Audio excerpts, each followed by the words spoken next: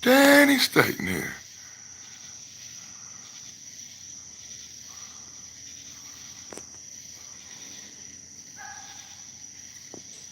On the Daddy Dan blog.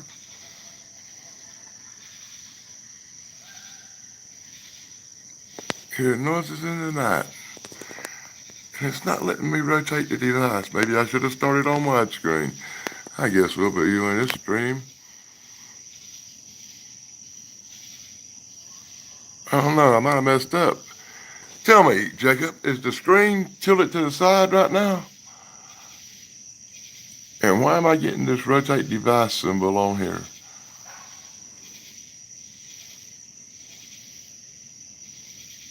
Very uncool.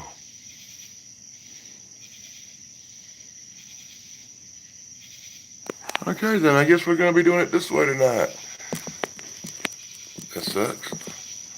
I had planned on doing the widescreen thing.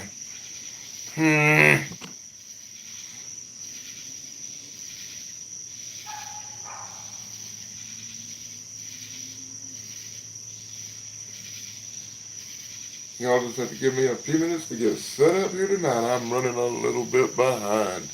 I know what. Let me get on this other device I have really quick.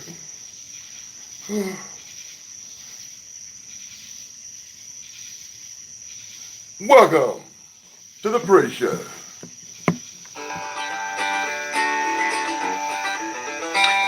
Down in South Carolina, way down yonder, there's a big old critter that likes to wander around my backyard sometimes late at night.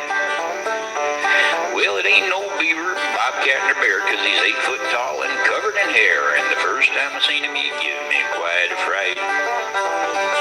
Well, he eats from my garden and pees in my grass, and he stings like a skunk mixer grizzly bear ass, and he scares my cats when they smell him come around. Well, he spends his time peeking around trees, and he thinks what he wants, and he does what he pleases, like scratching his butt and making a grunting sound. Sasquatch, Sasquatch, knocking on the trees, chucking rocks and screaming like a troop of chimpanzees.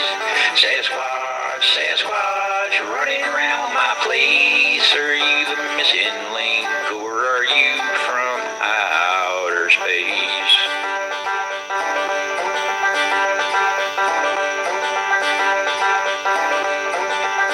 Now you may wonder, what does a Sasquatch do when he's wandering around at 1:45 in the middle of the night because he's feeling down? Well, he comes on over to visit my house. I think he has a little thing for my spouse, 'cause she always feels like someone is around. Well, he looks in the windows and checks out my wife. Can't say as I blame him. She looks pretty nice in a fuzzy robe as green as the foam of the sea.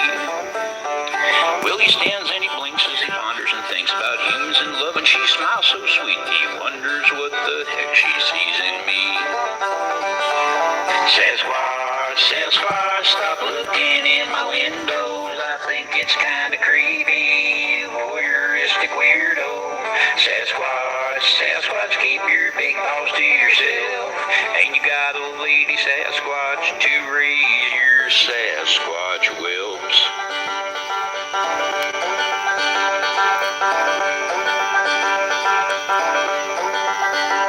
Well, I made a report to BFRO. Them fellers that got that Squatch hunting show. Finding Bigfoot is what they're all about. They said people see him all the time, make lots of reports that are just like mine. And if you see him too, go ahead and give him a shout.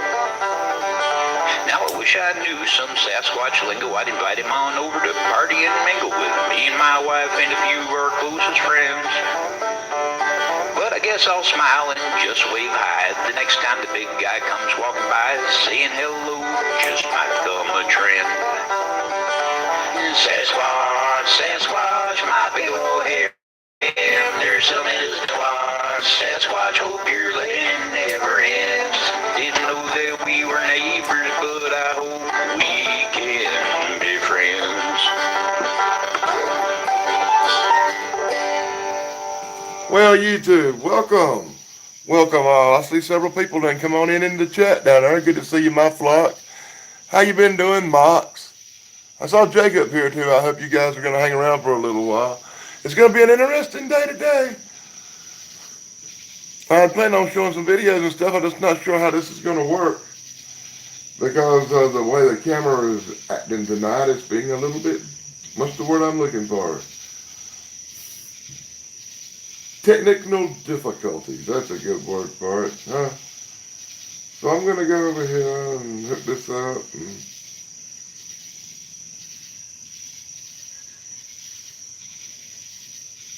try to find something with a picture on it real quick. And I found a friend of mine's thinking, I want to see how I can get how the camera's going to look in front of the screen. And I was afraid of that.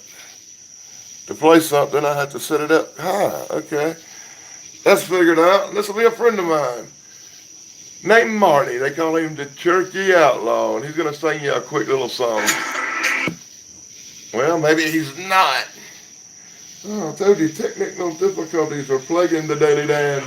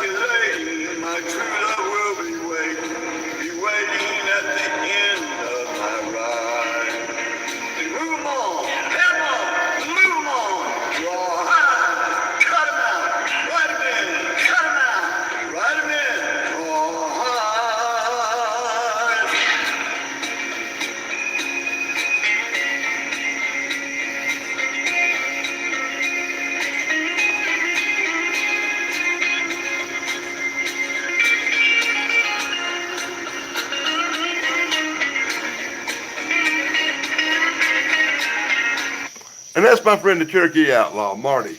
I appreciate him letting me use his music here on the Daily Dan blog. 13 o'clock live will be starting shortly. I usually try to start the show about 1. I got a real good lecture coming up about Bigfoot. This guy says Bigfoot's real. We'll have to check it out together. Has some real interesting stuff going around here this week for you Bigfooters out there in the world. I had some tree knocks. I had some loud howls and some loud growls and all kind of creepy stuff going on. You've probably seen a video or two I've actually put up on Danny Staten Channel or the Daily Dan blog lately. And I'm going to look up something real quick. I'm going to run this little test to see if I'm going to be able to show you all the stuff I want to show you tonight decently, because I'm having to use the camera in a different mode and it's setting up right. You probably noticed that.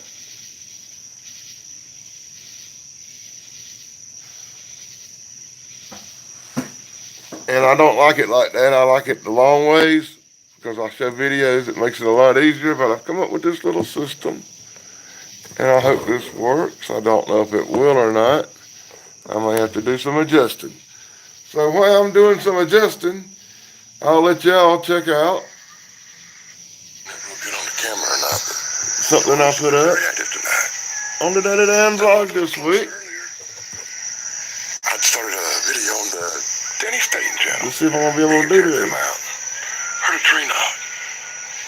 Heard a growl. Heard the wolves start howling. It sounded like something started howling with them real close. Not real close, but close enough. That don't look too bad, does it?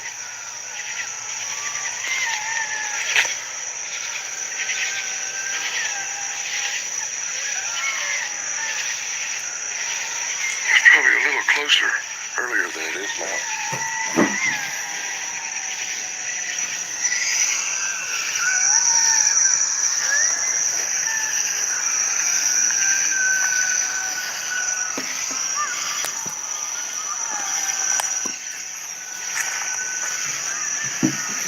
Anyway, I took a piece of roast out the freezer.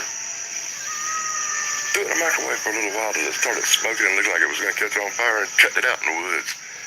So I'm hoping tonight that draws something in here. It smells pretty good. My whole area smells like a fresh cooked roast.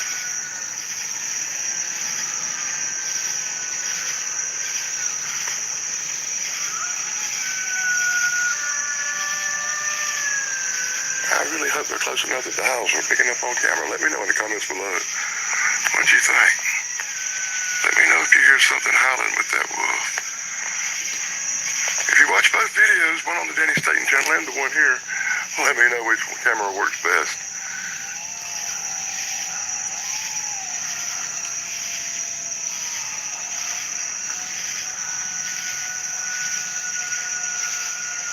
Thrash Pondo Ponds, welcome to the house, brother. Showing a few things that happened to me this week that I put up on the Daily Dan blog in this little pre-show part of the show. And that's right, I come on about 15 minutes early and do a little pre-show that you're seeing now and talk to y'all for a little while and get everything set up in case I have the Thrash Pondo experience of technical difficulty, which I had tonight, Thrash. I'm living in your world, bro. I'm living in your world. For some reason, my camera would not broadcast on the sideways thing and let me see anything to do with chat or anything.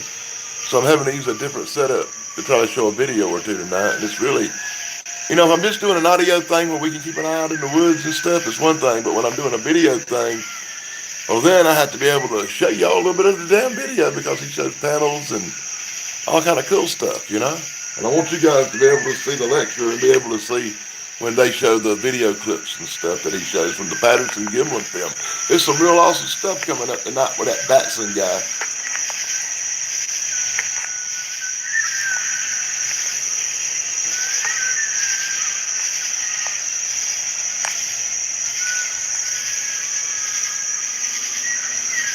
I think this video you're watching is what I shot either Tuesday or Wednesday night.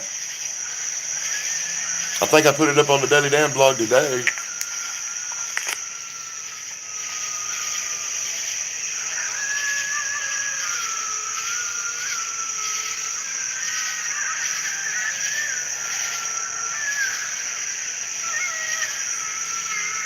Kinda hope that right there is picking up on camera, that weird sound. That's where I think something else howls with them wolves, and I put it out there a few times when I've heard it. Let me know in the comments below what you think, provided they show up.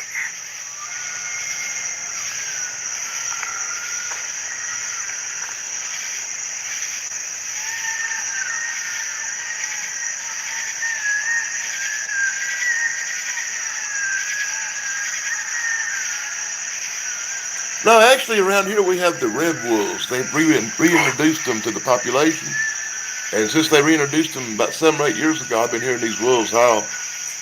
It was only when I started doing YouTube over the last couple of years, I started recording them and putting the howls I hear at night up. God, I wish it was doing it when I was live. That would just be awesome.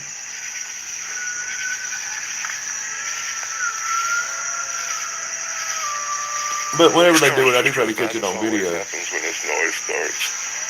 Dumbasses start calling the police on wolves.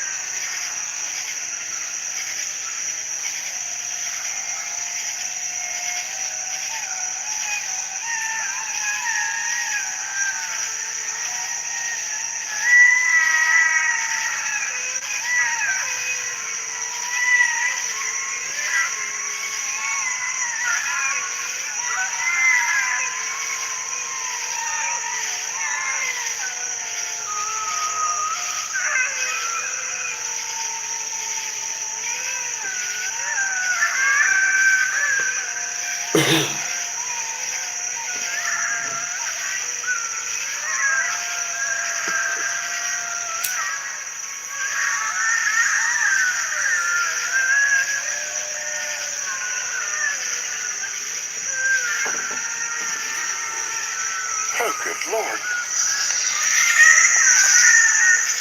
Greetings, YouTube. Welcome to 13 O'Clock Live. I'm your host, Daily Dan. Thank you for joining me, those of you who have already been here. That was the little pre-show. That's where I just kind of show a few videos and get things set up, and now I'm going to get the real show underway. That's right. You're listening to 13 O'Clock Live. I'm your host, Daily Dan, and I'll do the best I can to play you some tunes, keep you entertained, keep good stuff coming at you. Good stuff from the world of cryptids, Bigfoots, and everything weird in this strange little world we live in.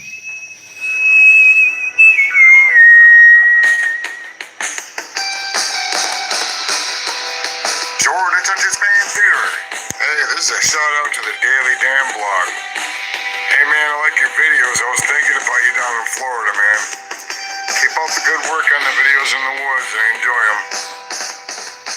I love that guy, man. He always makes me feel good when he gives me a shout out.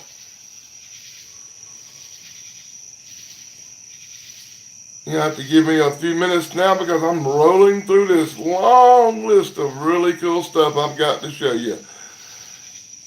I've got to tell you about. I've got to rock with you. So let's go ahead and rock.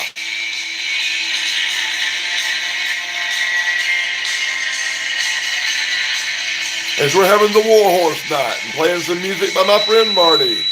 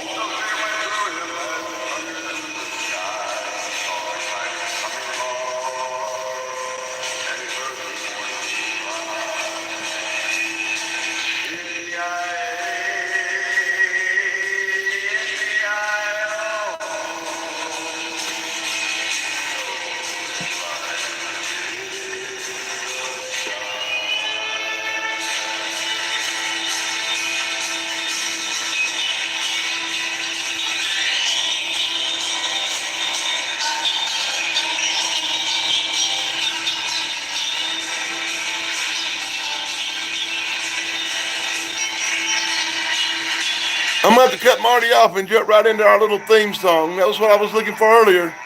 This is Pat McCormick with Thrill Kill. This is our theme song here at 13 O'Clock Live. Thank you, Pat McCormick.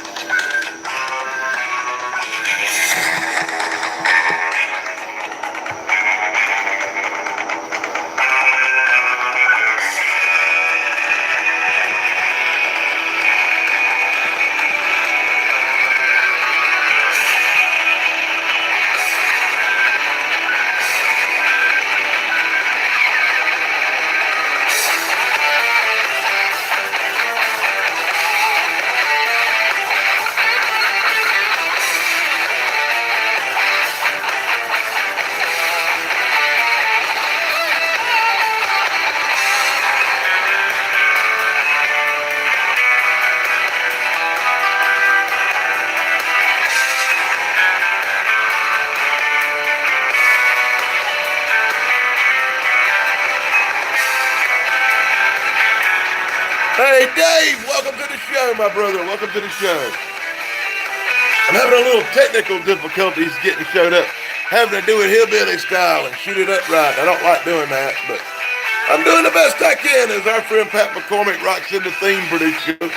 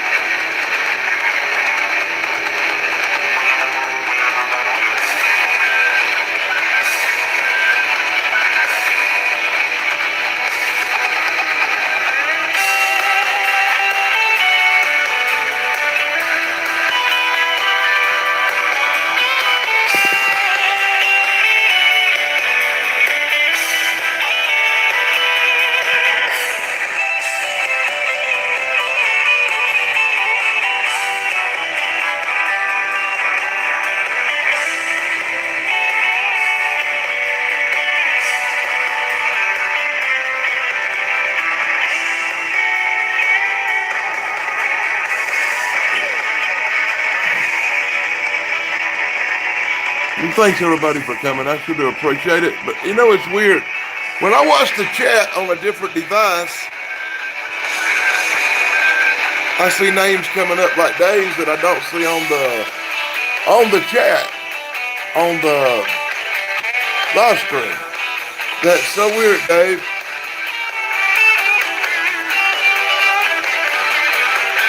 That's okay, Dave. I know you'll watch some of it back tomorrow. I got a real good lecture coming up shortly.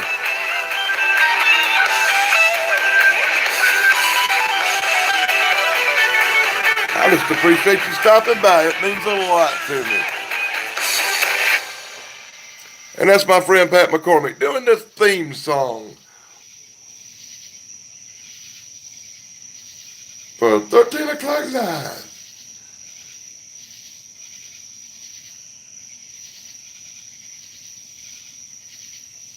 You know, my devices are just not cooperating with me tonight. It's true. They got like their own mind tonight.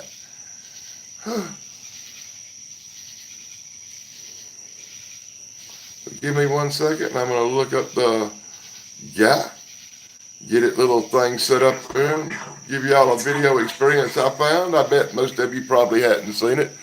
Hell, if I was a betting man, I'd bet all of you probably hadn't seen it. That son of a bitch is about 6 foot 9. And we'll get into our lecture. You see him now, sir? Yes, I'm looking right at him. Uh-oh. Okay, hang on. He's right. Is he in your yard, sir? Yeah, God, he's big. Okay, what And this will be Larry Battson Look at me. giving a lecture about Bigfoot and the Patterson-Gimlin theorem. He's a big, real big person. That's all I can say. Okay, but it is a person. Yeah, I'd say it was a person or somebody really big. Sit back and enjoy the lecture, chill, and enjoy the thrill of 13 o'clock Black live. male or white male? Did you actually see And one? after the show, we'll have a party and I'll show videos and play music and just have a good old time. Hi, I'm Mark Madison, the historian at the National Conservation Training Center, and I'd like to welcome you to another in our series of afternoon broadcasts we call Conservationists in Action. As you might have guessed from the 911 call, we have a slightly different show today with a very interesting guest talking about cryptozoology and whether Bigfoot exists or not. But first, I'd like to introduce our guest who's been to NCTC many times. Larry Battson is a wildlife educator. He's come out here with his wife, Cheryl. Virtually every open house I think we've had since we opened. How many? 10? We've had 10, yeah. Yes. So you've been to all of them. He comes out with rehabilitated wildlife, baboons, snakes, all sorts of wonderful animals, teaches families about their habits and wildlife natural history, and he's a good friend of NCTC, but he has another very strong interest, and that is in the natural history of Bigfoot, and that's why we invited him here this afternoon to learn something new and to see what evidence there might be out there to prove there's a Bigfoot. So Larry, welcome to the show. It's a pleasure to have you here, and if you wouldn't mind starting out, tell us how you got interested in Bigfoot. Well, the first time we came out to NCTC was with Jim Fallon from the old television program, Mutual of Omaha's Wild Kingdom. Sure. We have done a lot of work with Wild Kingdom over the years. In other words, Jim does not really have his own animals, so when he makes an appearance somewhere, the first thing he'll say, bring your animal.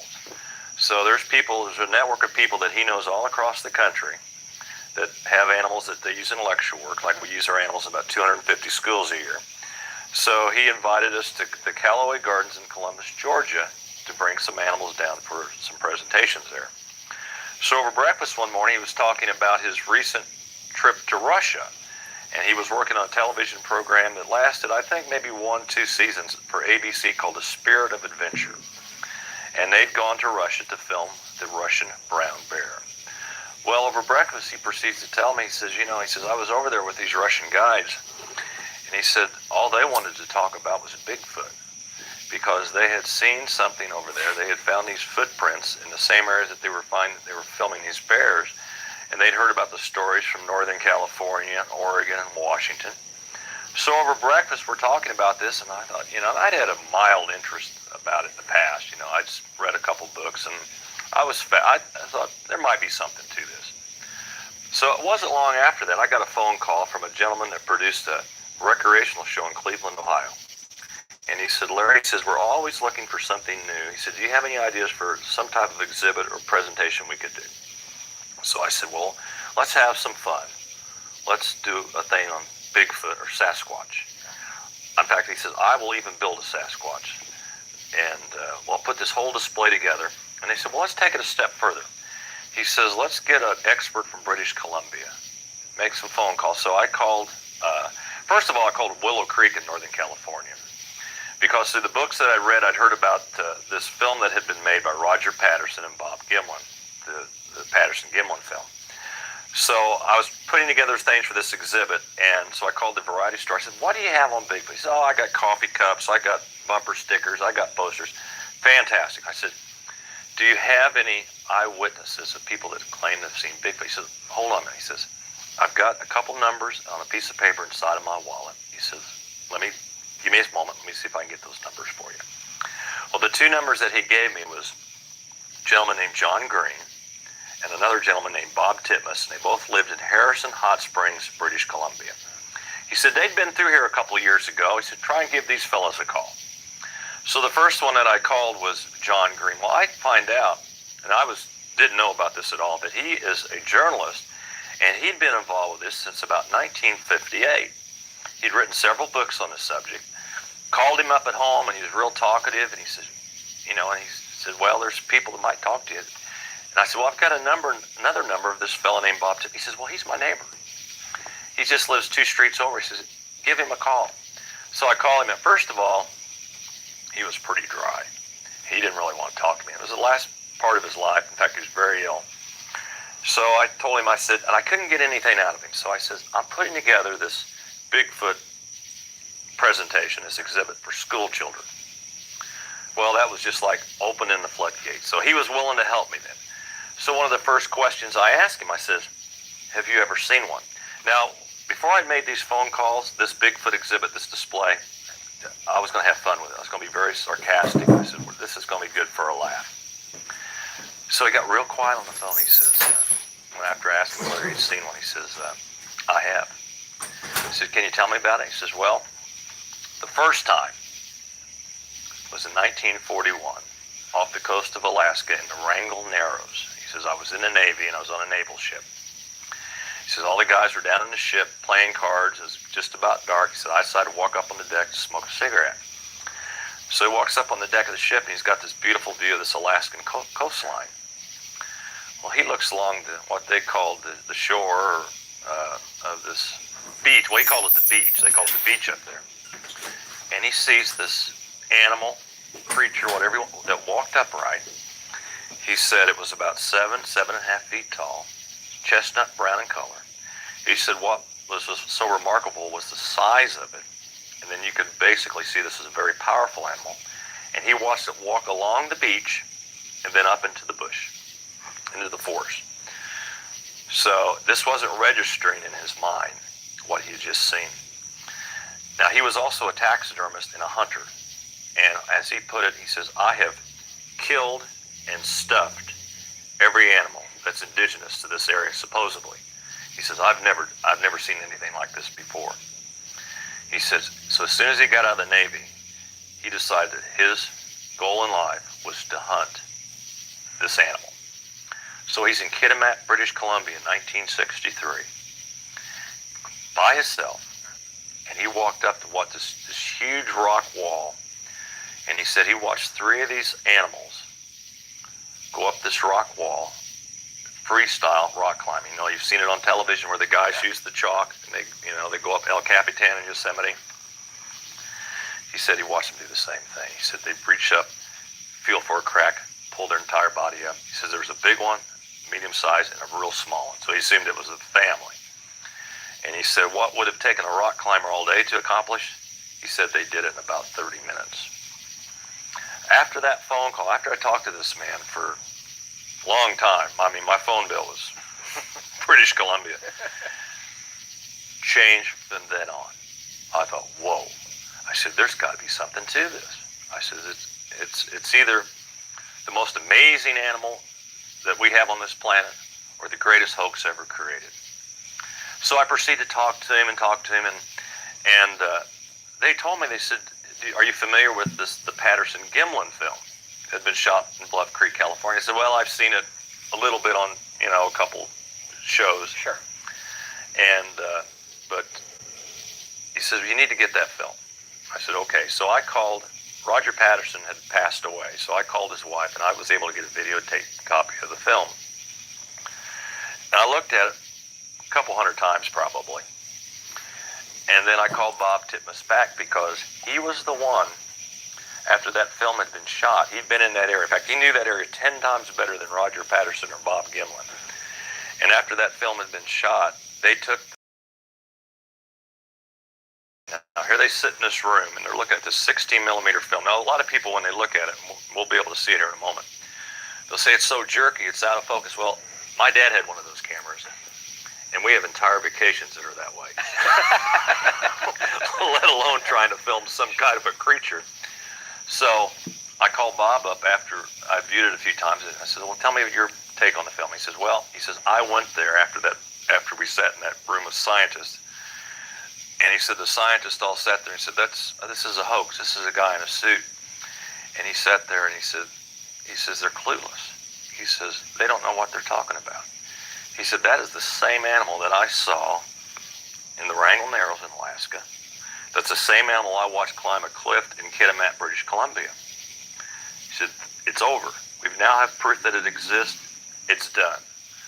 Well, there wasn't a scientist in there that was willing to say that was actually a living animal. So he says, I'm going to go to Bluff Creek. He says, I'm going to find the footprints this animal left, and I'm going to try to come up with the answers. So he did that. And what had happened the day the film had been shot, that night, they were still in the area, and there had been a heavy rain, and it had left several footprints along the sandbar. So they decided to preserve the footprints. They covered them with bark and leaves, what Bob Gimlin told me. And so it took Bob a while to figure out where this film had been shot, because if anybody's been in the area, it's pretty rough country. Well, he finally found those footprints. He tracked it. Bob was an expert tracker. I mean, he so meticulous. He'd go through the woods and find little bitty hairs that something had left on a tree branch or something. He said, I followed that trail of this thing, and as you watch the film, it goes on up this mountain. And he says, up on this ridge, there was pebbles about the size of a golf ball that were covered with green moss. He said you could see where this thing had set its heels down into the pebbles and where its buttocks had set down. And from this vantage point where this animal was at, it had a perfect view of the valley below. In other words, while those guys were pouring plaster in those footprints and making those casts, this thing was watching them at the same time. So one of the arguments on it is, why did it stay in the open? Well, I've sat in a room with a couple people of knowledge, Native Americans, and they said, it's kind of like the bird with a broken wing. Stays in the open to keep the predator away from someone else, its baby. Because Bob Gimlin told me they'd found 3 different sizes of footprints in that area. And then the one that this animal left had a 16-inch footprint.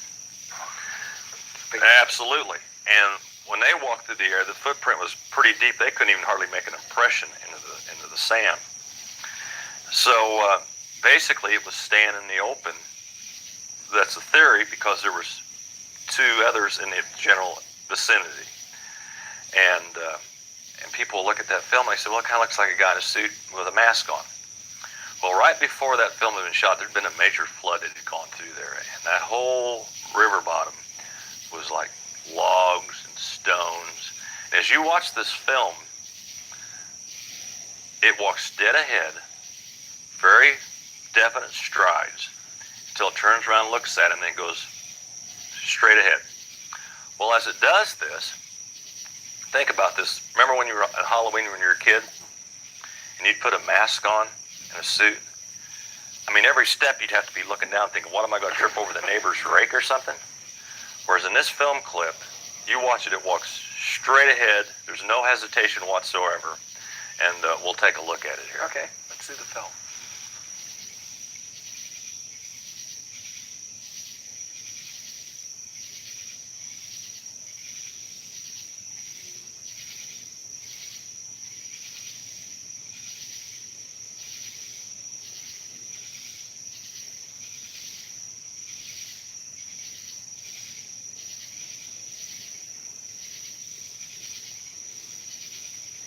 see the muscles moving. In fact, the Disney people looked at this after it had been shot to get their impression on it, and they said, well, the only people that could put together something that was this authentic or this real was us, and we didn't do it.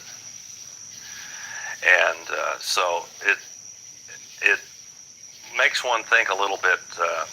So what's going on here? So okay, I was ready to say they exist in California, Northern California, Oregon, and Washington. So we go to this RV show in Cleveland. We do this big exhibit, and John Green was in. We had a chance to talk and so forth.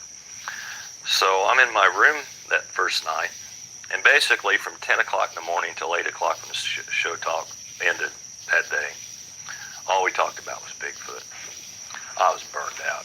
I said, I'm so sick of talking. So I get a phone call in my room, and the guy says to me, he says, I want to talk about Bigfoot. I go, well, the show opens at 10 tomorrow. I'll be there all day, so if you want to come out, we'll be happy to chat about it. And he says, and this is his exact words, he says, I've been at war with these things. I says, what? I says, where do you live? He says, I live in Conneaut, Ohio. So I said, well, tell me a little bit about war with whatever this is. He says, well, we have a very rural, remote area. We built a home. And as we were building this home, they'd get so far in the framework and something would come in and tear it out. So they're thinking it's either kids or maybe a bear or something, whatever's doing it. So they put a guard on it, and they finally got the home up. So they've been in this home for about 2 weeks, and weird stuff would happen. They had this beautiful apple tree in the back, and one day it'd be full of apples, the next day the apples would be gone. There wouldn't even be any laying on the ground. So he's thinking, what in the world's going on here? Well, behind his house, he had a friend, the guy he worked with, said, hey, my wife just kicked me out. He says, I've got this trailer. Can I plug in behind your house? I'll keep it well away. You won't even know I'm there. So I said, okay, that'd be fine. So he sets up his little trailer. Well, one night the guy works late, comes at 11, 12 o'clock at night. He pulls in the driveway and he says, something ran across the road in front of me. He says, what? He says, something. He says, I don't know what it was. It could have been a bear, but it looked like to me it was walking on 2 legs. So then the guy's thinking, oh my God, I've got a nut living behind me.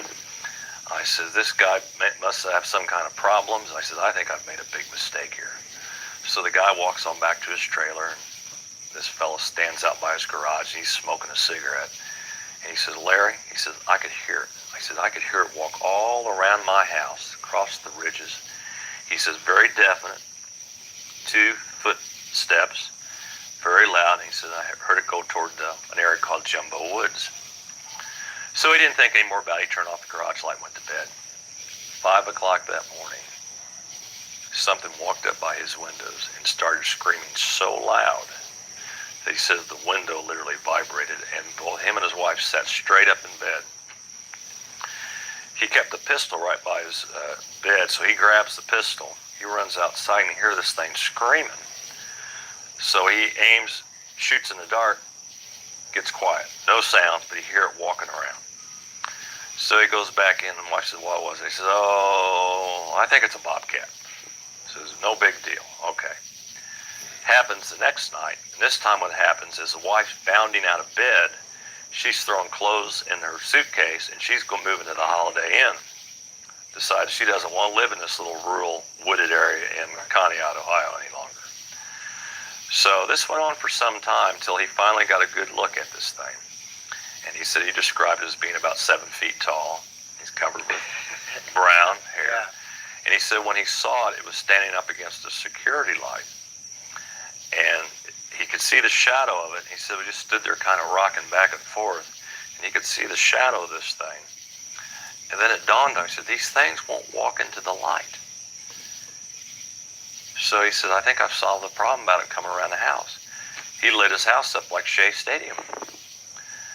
But he'd have weird things happen. And he would keep a journal of this. In fact, when first time I went to his house and had a chance to talk to him in person, I looked at this journal. I said, man, I wish I had the time to read all this. He says, if you give my wife about a month, she will type it all out for you. and she'll send it to you. And that's exactly what she did. She sent us this journal, and I'll tell you, it's some of the most fascinating reading. And this guy's just blue-collar worker. He's a welder. I mean, he has no reason to do this. Well, he finally got really upset, and he started calling newspapers and TV, and the neighbors just hated him after that. And he had all kinds of problems with them. They called him a nut and everything. Until finally one day a fella came up to him. He said, "Why are you doing this?" He says, "Why are you telling people about this?" And he said, "Well, I didn't know what to do." He says, "This thing has been around here as long as I have. This thing has been around, my dad has." And he says, "There's nothing you're going to do about it. Here's the thing. Nobody's ever going to believe you. Because to people, this is a myth." I'm going to tell you right now, I have had innumerable amounts of people talk to me, describing to me the same animal that we have talked about here and we've seen on this film forever. I mean, it's The Midwest is a fairly new location for Bigfoot, though. Traditionally, well, that's what I thought.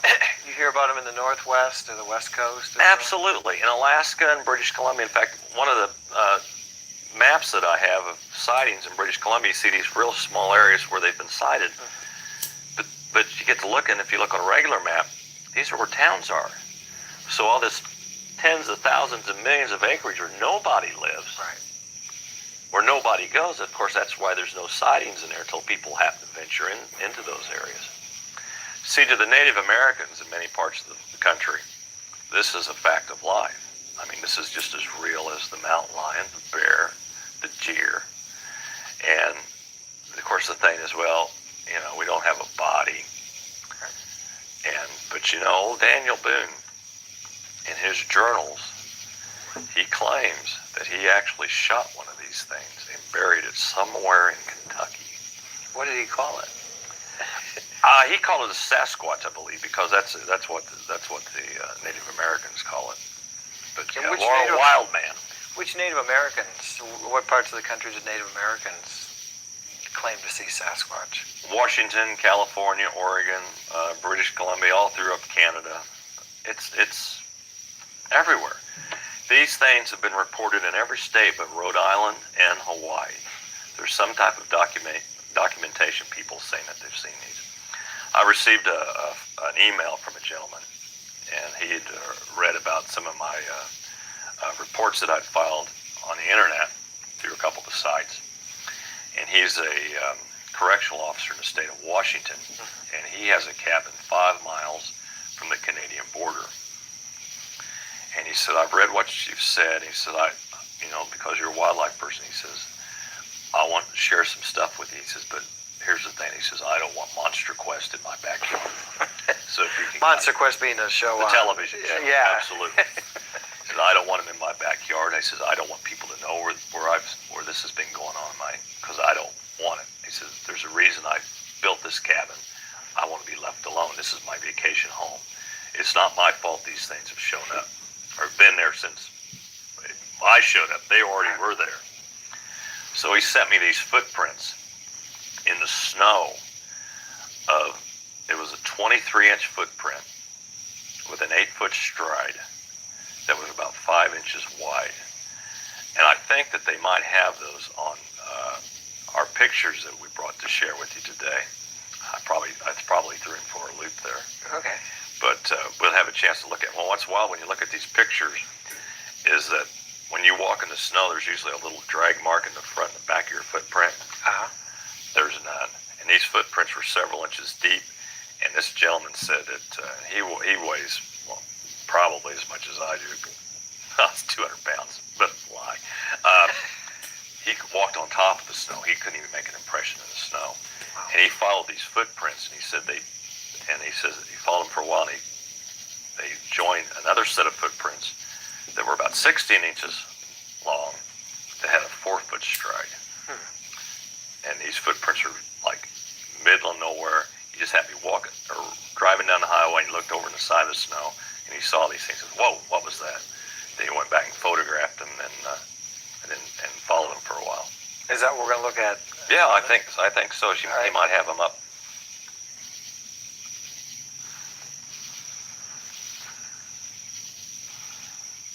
Now, where? Well, that's a drawing I made. I'm a graphic illustrator, so I'll have people describe to me what they saw, and this is what some gal saw looking in her window one evening. I said, "You sure it wasn't your husband?" And if it's her husband, he's not very pretty. Here they are. And I'll tell you what, when I first saw these footprints, I got chills. I thought, whoa. I said, look at those. And you can see all around it, there's nobody that's been walking there before. There's a little closer look at them. But what he was amazed at was it was an 8-foot stride. We're talking about an animal that had to be at least 8 or 9 feet tall. These are footprints found in my state of Indiana last year that were pretty interesting. Now, this is a footprint that was found. I took a group of teachers on a field trip, and one of the teachers were interested in footprints, and she looked down in the mud and saw this one. This footprint was about 15 inches. And she said, there it is from a distance. And she said, Mr. Battson, what is that? And I says, you don't really want to know.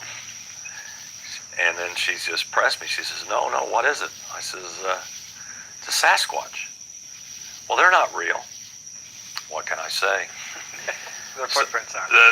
There are footprints back here in the middle of nowhere, and our field trip was supposed to be all day. The most amazing thing was all of a sudden all the teachers had to go home and prepare dinner for the husbands. Now, where's this footprint? That was from Indiana. Yeah, that one was from Indiana as well. This is Jerry Crew. This is the fellow that came up with the name Bigfoot because they find these huge footprints around their construction equipment in Northern California.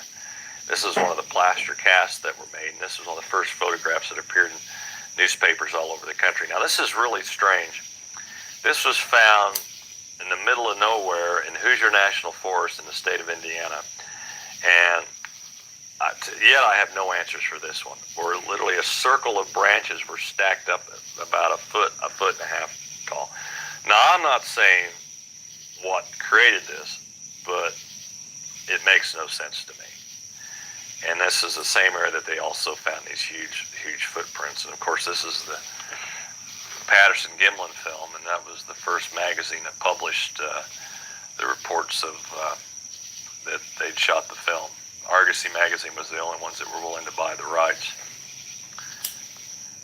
They took it to National Geographic, but National Geographic was afraid.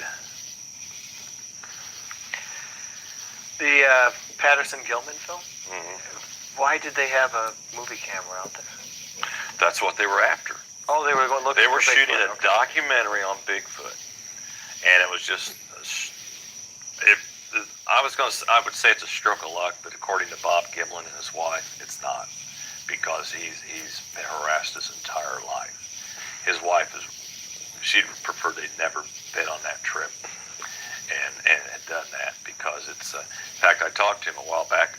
There was one of the Discovery shows that said that some guy said, I was the fella in the suit for the Patterson Gimlin film. And I asked him about that. He said, I don't know why people would lie about that. He said, he's never profited from it. Right. He sold the copyrights years ago for $1. Nothing. But here's my take on it. If you look at this film, we're looping it right now. If you look at it close, this is a female Sasquatch because she has breasts. Okay.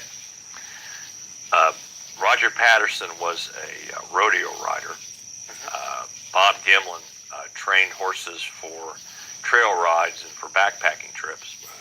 They had no expertise in the creation of any type of costumes.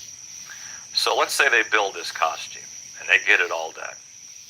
And they're saying to themselves, well, this is a pretty good suit, but we should put some breast on it. It just doesn't add up. No, that is. And absolutely, and also, like I said earlier, Bob Gimlin never profited from the creation of this film.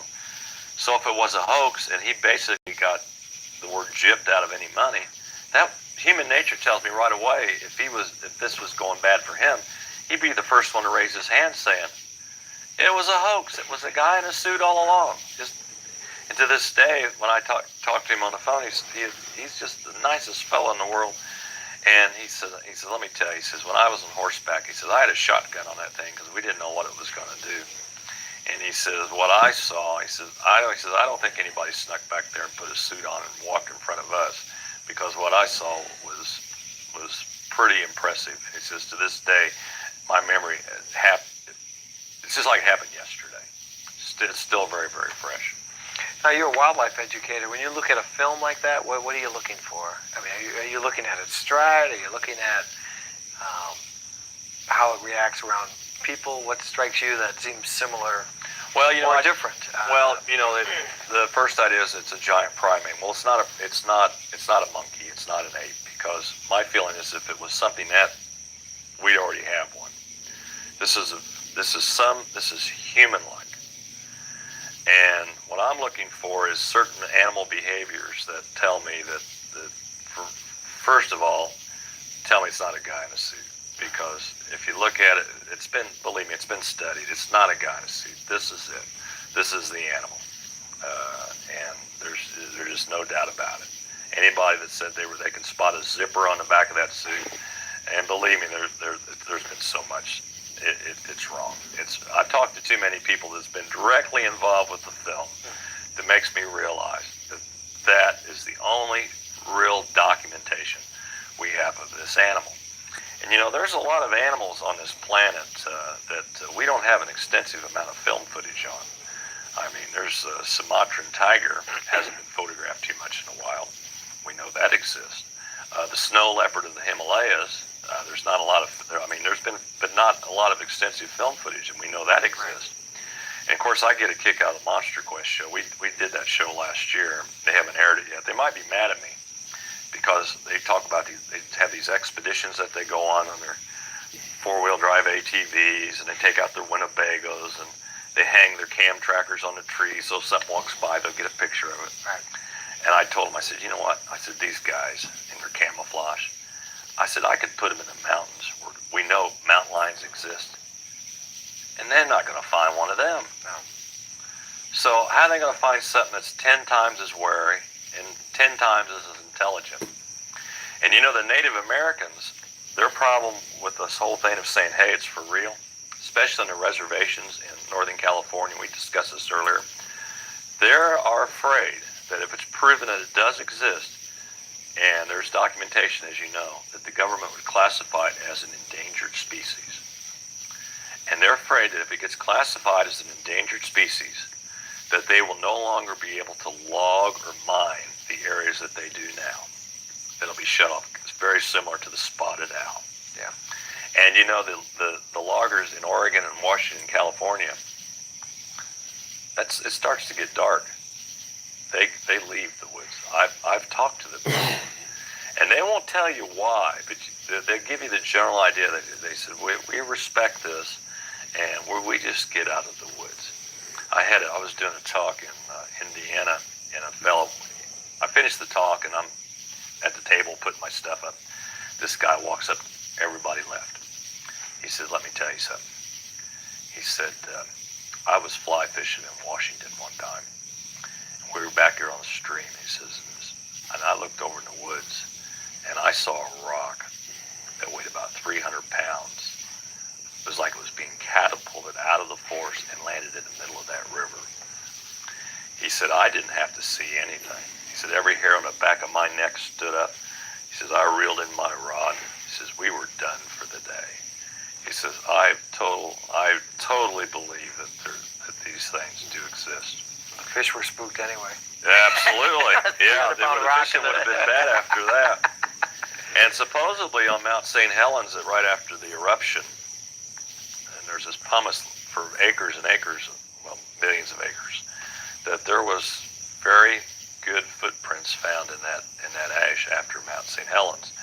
And then it wasn't long ago that I read on one of the sites on the internet, there's a site, Bigfoot Encounters. In fact, I submit quite a few reports that I get to that site, that they were taking animals that had been killed in the eruption off because they're afraid to decomposition of all these mass amounts of deer and elk and bear were going to pollute these waters for a long time.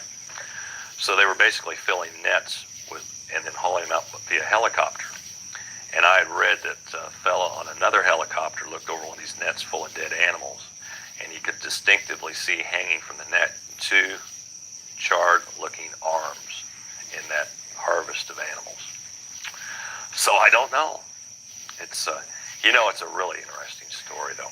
Is there other video footage of Bigfoot or something? Well, what term do you prefer? I mean, I'm no expert on the subject. Do people that are interested in the field regularly use Bigfoot or Sasquatch? Yeah, or? both. Okay. Yeah. So I kind of like. It doesn't really matter. The Native American Sasquatch works for me. Okay. Is there other big hairy guy? Is there other? Is that what Sasquatch means? Forest people, I believe, or something like that. But is there other video footage of? well, there's video footage that's purported of one, but nothing that compares to what Roger Patterson and Bob Gimlin had filmed that day. Have you seen stills that you find convincing? No, and that's the wariness of this animal. I mean, it's pretty incredible. I have to go by human nature. You know, I've always said, we can put someone in a court of law, and their testimony can put someone in prison for the rest of their life.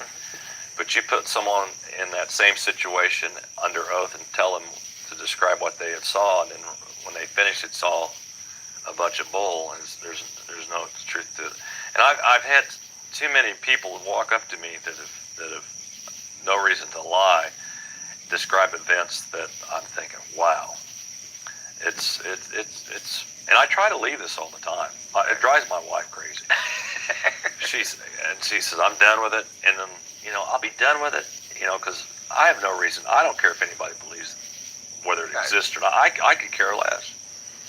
But I'll get that phone call, or I'll get that email, and I'll get like those footprint photographs, or somebody call me and talk to me and said, I had, well, in Washington, here's what they would do. He says, Larry, we got a place we go camping. He said, I think these things have gotten used to me. He says, because we'll go back in the spot, and we'll turn off all the lights, and we'll just kind of wait there, and we can hear them walking around in the forest. And we take these neon lights, the ones you pop, they glow in the dark. Glow sticks. They hang them from the trees, all around where they're waiting there in the woods. He says it's wild. He says because we'll watch those glow sticks, and all of a sudden the glow sticks will get lifted, and they'll be like 8-9 foot up the tree. So it's not a raccoon dragging them off. So he says we'll watch them lift those glow sticks up, and it's like they're floating through the woods as they take off through the woods. He says it's the weirdest thing.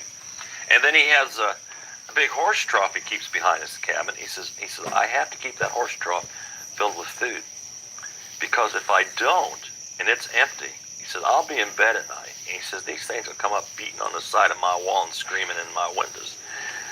And sounds like bears when you feed them. Yeah, it kind of does that.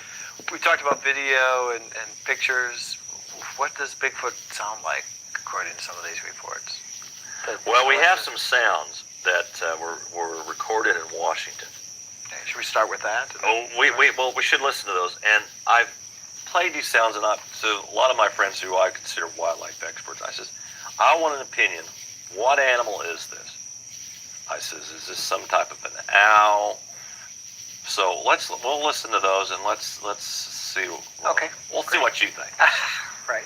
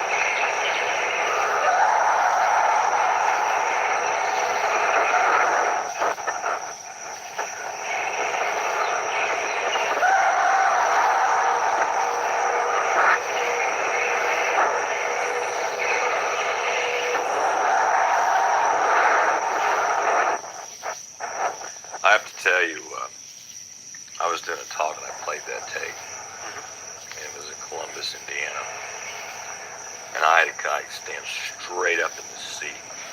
And he says, my God, that is the same thing that I heard by our cabin down in southern Indiana. He broke out into a sweat. He says, I've got to leave right now. He said, and I tell you what, the rest of the talk, I had that entire audience right here in my hand. And he left. And he called me. He says, I have to bring my wife. He said, because I can't believe, he says, you have those sounds recorded. And after I finished the talk, I thought to myself, I need to have him come on every one of these. We don't have him here today. Now, where was that recording from? Washington. Washington State. Washington. And in fact, right after those sounds, what would happen? People would hear these at night. And that was just, one of those macro cassettes. Mm-hmm. That's why the quality, it's okay, but and they just put it out. You hear all the birds. It was real early in the morning. And he just set it on his window and recorded that one morning. And so what did you think? I don't know what it sounded like, a monkey or something in the background. I'm not. As far as I know, there's no monkeys in Washington State. See, that's happened too, because they've found like hair samples before, and they've taken them in for analysis. And they'll usually say unknown primate.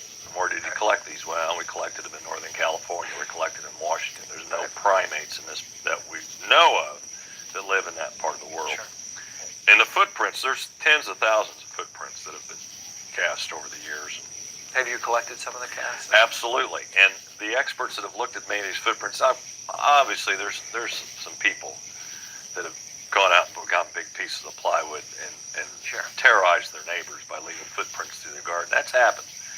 But things like dermal ridges, and you can see no two footprints are identical, where you can see where the body weight's been distributed, that there's been experts on footprints that have looked at it and said, hey, that this is legitimately an animal. And now, in the last few years, it just isn't people living in their trailers tracking these things down. The scientific community is Jane Goodall. She definitely thinks there's something going on about this. And so several scientists are now in search of the answers for this. Well, there is a historical record of that, which is the only thing I know about Bigfoot is as a historian. Fish and Wildlife Service briefly did a press release to discuss whether if Bigfoot were to be discovered, it would be put on the endangered species list, and we talked about some of the outcome of that. And the National Wildlife Federation was actually involved a number of years ago in doing a study on Bigfoot. We hold their archives, and that was one of the things that was in the archives that's been requested a couple of times. Well, I've talked in Pennsylvania. I was doing some programs in Pennsylvania. I talked to a fish and wildlife guy there. I said, what happens when you get a report? He says, we'll make the people feel better, and he says, we'll take a bear trap out and set that up for them. With the big... Yeah, we have one in our archive. Yeah, he said, we'll put that in their yard. It makes them feel a little bit better. I said, do you actually think one of these things? He said, we get so many reports from hunters. Right. I've talked to hunters that have shot a deer, and they're walking up on the deer, and all of a sudden this thing walks out of behind a tree, looks at the hunter right in the eye, and then grabs the deer, tosses it up over his shoulder, and walks off with it. I've had that story. I had a hunter that was in a deer stand in southern Indiana, and he was using coyote calls. And looked down, and one of these things walked up to his tree and looked up at him and bit about 2-3 circles around his tree and then walked back into the woods. He stayed up in a tree stand for 8 hours before he had the nerve to come back down out of there. So when you hear people look at you in the eye and tell you this, it makes you think there's got to be something to it. And I'll tell you what, if you think one of these things exists, your little hike in the woods is a lot more interesting. What about skeptics who question why we haven't found any bones or carcasses? I'm sure there might be wary of people when they're alive, but when they're dead. Well, there were some bones discovered in Conneaut, Ohio. In fact, it's in the Blue Book of what they call a large race of humans, and that is documented. In fact, I have those papers with me, and so these are old bones that they. They had been buried, and they were in some type of makeshift cemetery, and those were discovered.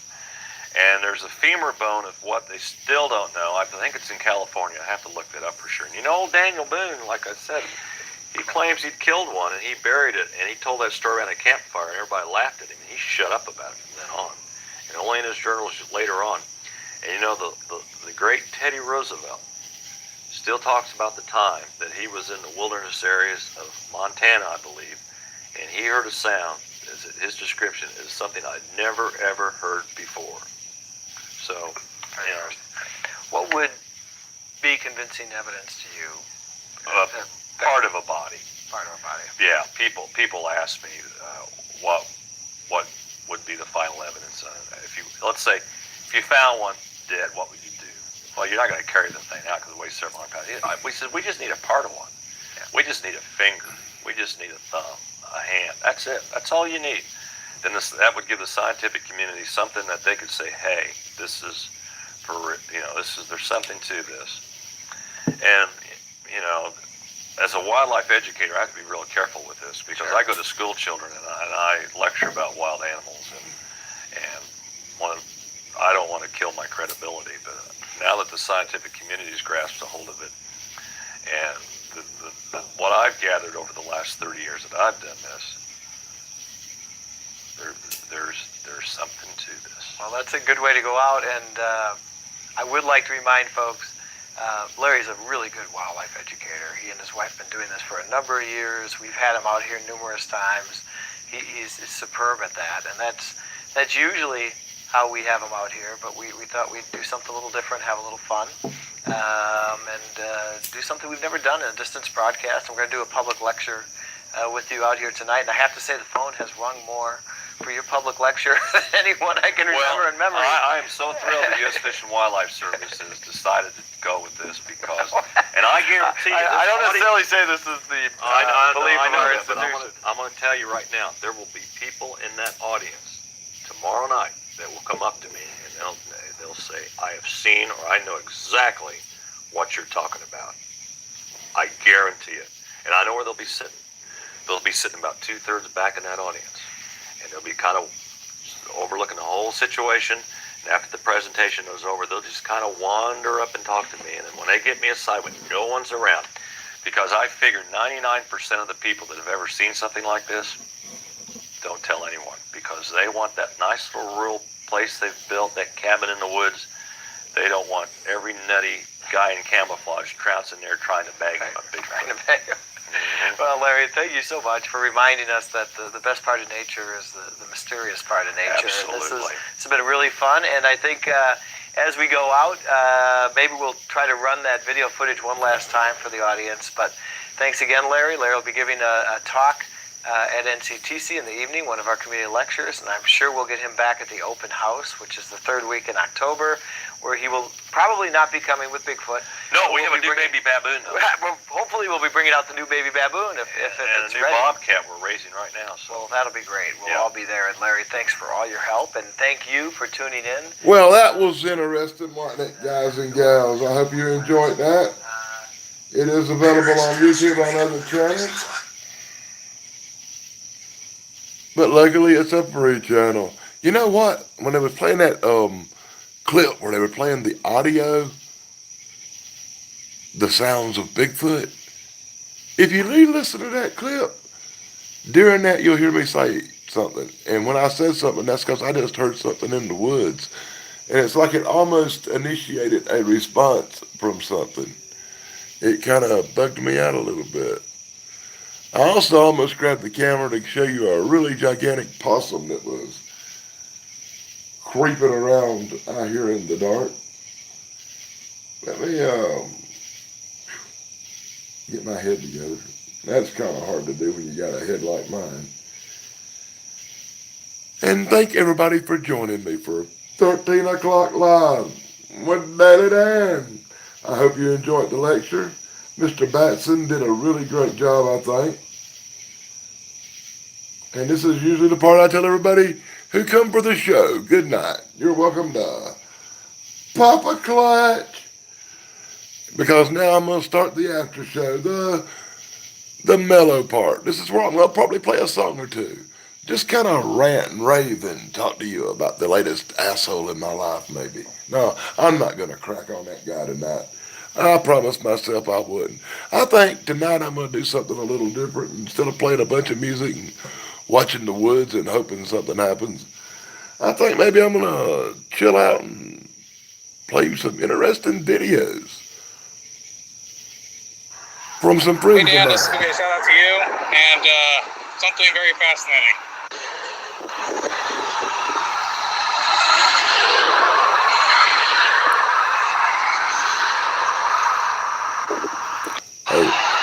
Dan, this is going to be a shout out to you and something very fascinating.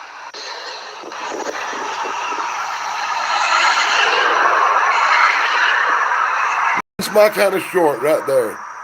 If you make a short like this, rest Hey Dan, assured, this is going to be a shout out to you and something I'll very probably fascinating. play it repeatedly. You know, because it's like a shout out to me. So that one's definitely going to get played on my show when you do something like that. I like that guy. Matter of fact, he's like me. He's got only one channel, and I think I subscribe to them all.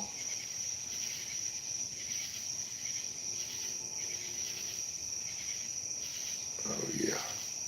Where's he at? Where's he at? I got this other guy.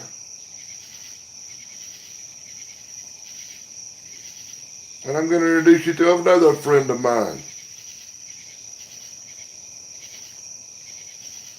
Alright, we're back here where we think we may have seen a white squash last night. And Alright, we're back here where we think I don't think I'm going to show that video though. I'm going to go back a little bit further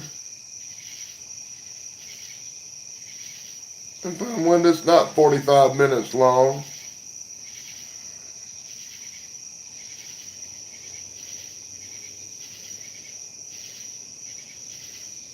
And introduce you to a friend of mine named Wild Blue. Scoping the area out. We're gonna come back here again later. And this is Wild Blue TV, available here on YouTube. Hell, I'll drop his link in the chat too.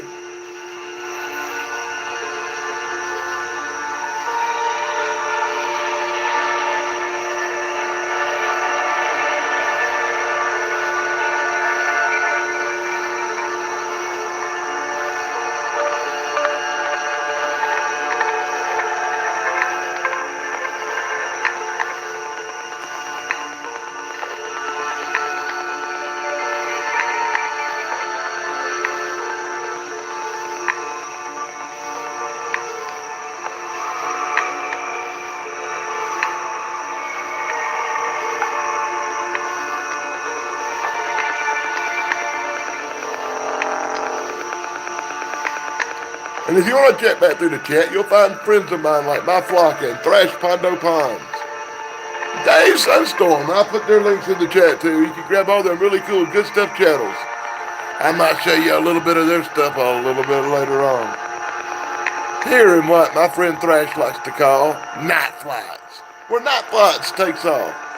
And we show you some really cool stuff, play you some cool music, and chill out for a little while. But it won't be as long as I did last weekend, because if you notice how the show just ended abruptly during a song, the battery died.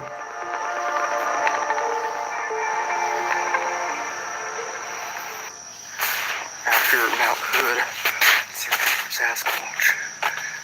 This is where he has his winter vacations right here.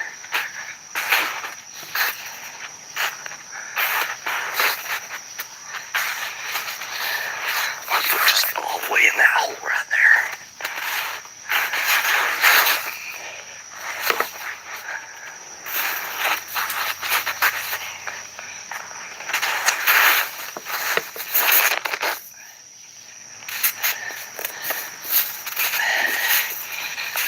Come on, you got stuck in there.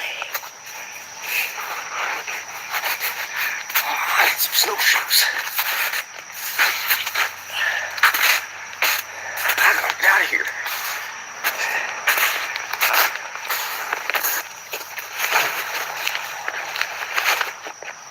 Go over there and give old Wild Blue a subscription. You'll see his link in the chat, and tell him that Duddy Dan sent you. Tell him you saw his clip on this show. It'll make him feel good. He's trying to get to 100 subscribers.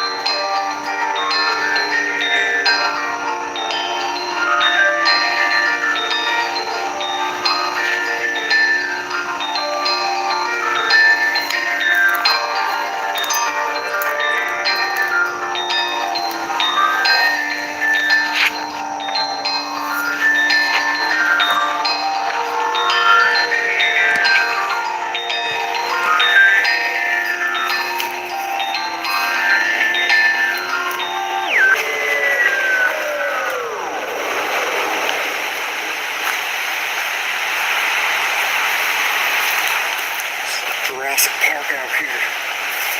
I'm ready to see some dinosaurs.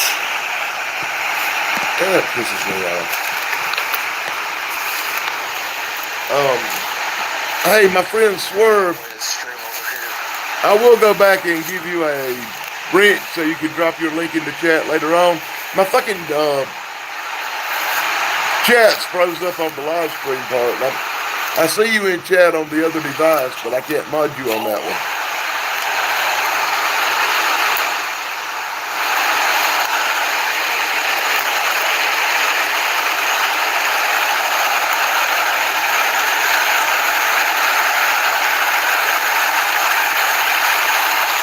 And you'll find my friend Swerve's link in the chat too. And if you like a really good wrestling show with some entertainment, and he kind of does a little bit of what I do, showing some videos and stuff, you should check him out. Hell, you might even see Daily Dan show up over there once in a while. I'm looking down here, it's a little bit less snowy, a little bit warmer too. As you know, this kind of habitat is exactly where you'd expect to find Sasquatch. You have some trees out here. So I don't know if I'll see him this time. I'm just here for a few minutes, kind of scoping this area out. Maybe come back here sometime in the future. Yeah, look at this stream here.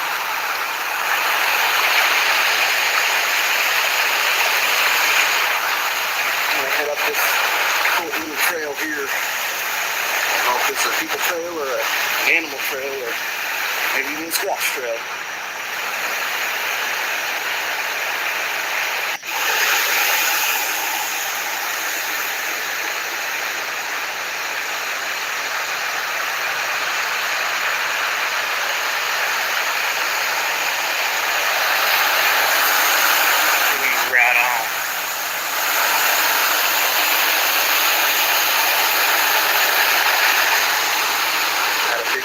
Right there. Look at this one, snapped right in half here. Who knows what did that?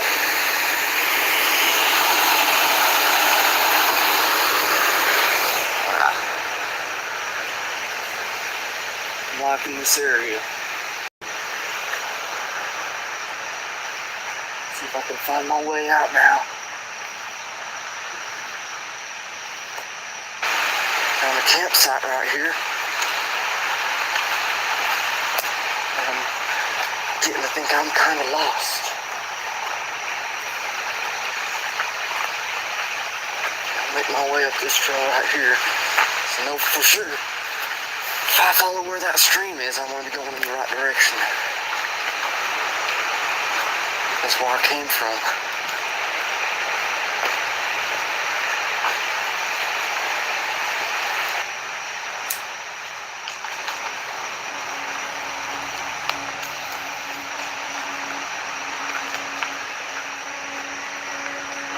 Road.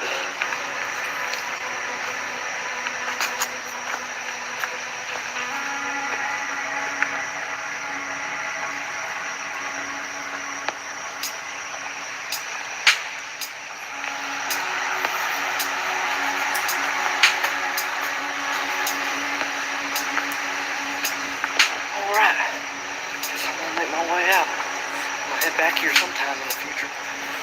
Maybe get a little bit more time, a little bit further out in the forest here. It's gonna be a good trip.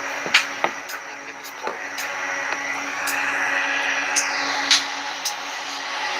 And that's my friend Wild Blue over on Wild Blue TV. As he hunts Bigfoot in the Texas area. And also check out his videos where he's investigating the white Sasquatch. I found it to be mesmerizing. You'll find his link in the chat. So what do you say? We need to find somebody else to check out. I'm in the mood to laugh for a minute. I'm in the mood for some comedy. I'm in the mood for something funny. We need something funny. Let me think. What is funny? I got that really cool. And that. Everybody who bears with me and sticks with me the way I do this show, where I kind of just show you stuff on phones and stuff, it's because I haven't got a laptop. Very, very soon in the future, I'll get a laptop where I can do everything right and maybe have a few guests pop up on here and do a StreamYard kind of thing. I'm working on all that, but I knew it this live streaming stuff, so y'all have to bear with me and work with me. But remember, you're the first ones who's here. You're at the beginning. You're at the top of the list.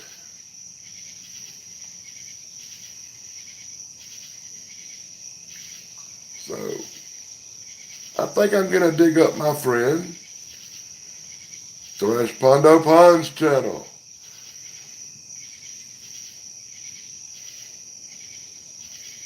And I think we're going to try to laugh with the 10 worst dad jokes ever.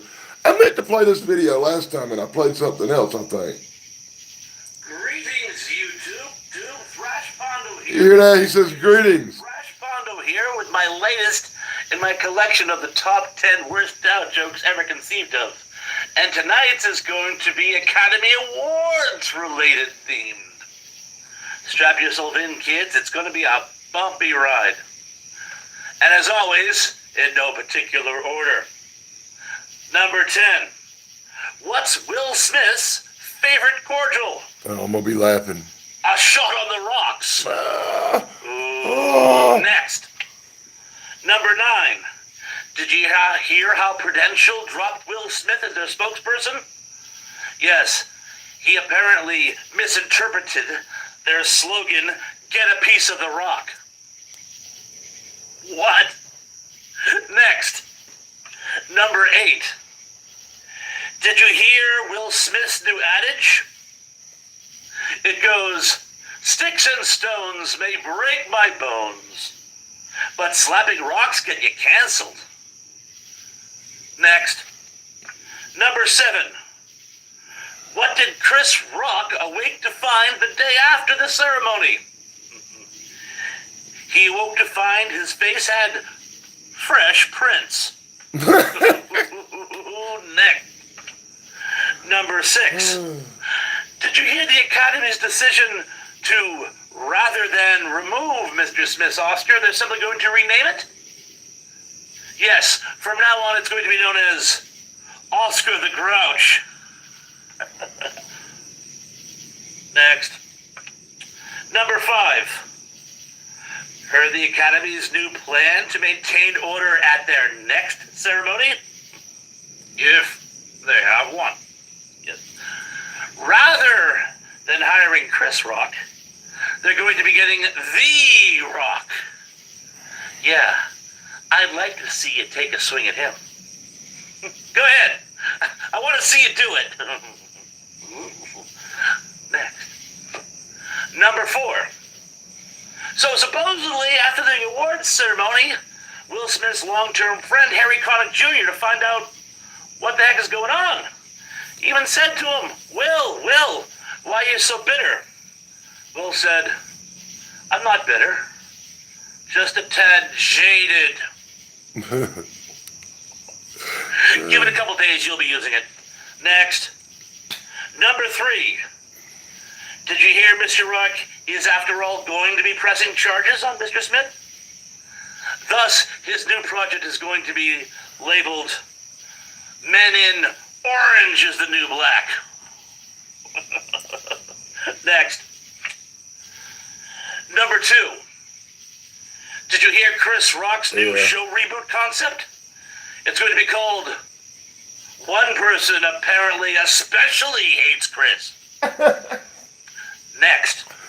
Oh, and before I do number 1, you know what I'm going to ask for. Yes, like, subscribe, forward, preferably not to Mr. Smith. I'm in enough trouble as it is. But anyway, all those little things I'm always asking you to do. And now, the number 1 Academy Award themed dad joke is, what did you think of Will Smith's impression of the Smokey Robinson classic? You didn't see his Tears of a Clown? Oh, yeah, that's right. I went there. Oh, and look, I have a bonus. Heard about Mr. Smith's new psychological thriller reboot starring Rebecca Romaine? It's going to be called The Hand That Cradles the Rock. And that is literally, not figuratively, all I have for you folks tonight. And remember, like, subscribe, forward, yada, blada. Please take this all in good fun, folks. It's what it was intended. Just like all the other comics out there trying to earn a living. Anyway, again, be good, be safe, be careful. I'm looking forward to seeing you all again very, very, very, very, very soon. Thresh Pondo Ponds, I swear, whenever, no matter how low I feel or however far down I am, I can watch one of your videos and I feel better. You bring a little bit of comedy to the table. And let me find it real quick. I'm so slow tonight. And you'll find this link in the chat. And that's my new channel. That's right. The Fat Comic Book Guy. This is my new channel where I just talk about comic books. Be sure to check it out. That link is in the chat.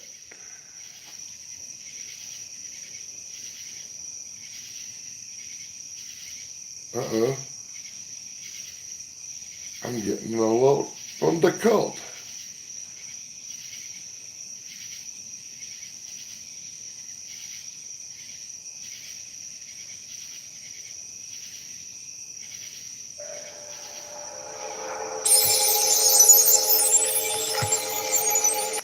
Donut Action News, Donut Action News. Your traffic report on the 10s, Just in.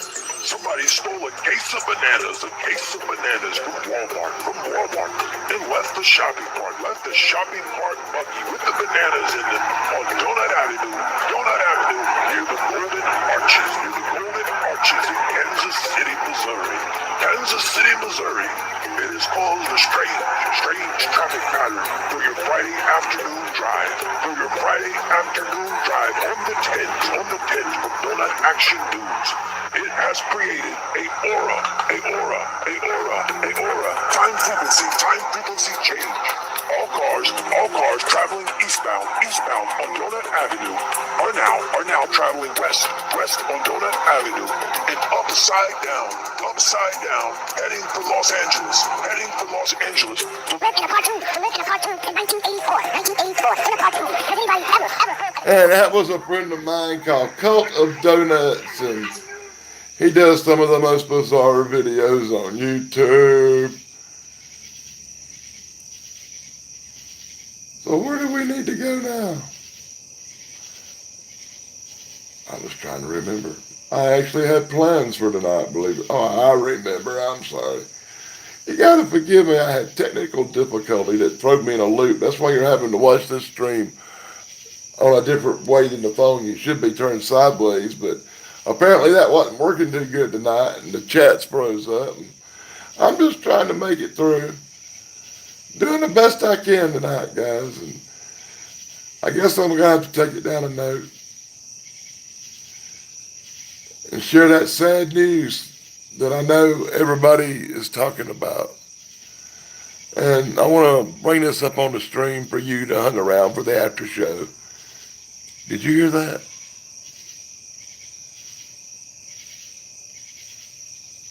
It was a weird howl way off in the distance.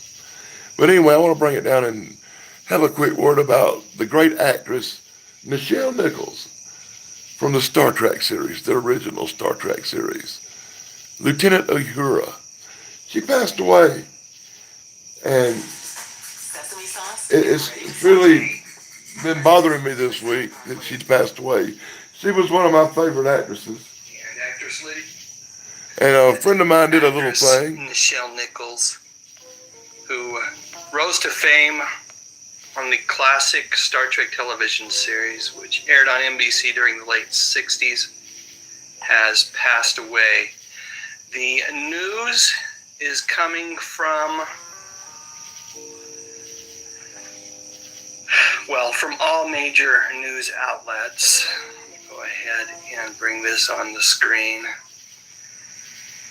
We've got CNN, Associated Press, NBC News, Yahoo, the Washington Post, all reporting that Nichelle Nichols, who played Lieutenant Uhura on Star Trek, has died at the age of 89. And if we dig a little deeper, we've got this article from CNN that says, of course, that she's best known for her groundbreaking portrayal of Lieutenant Nyota Uhura in Star Trek, the original series.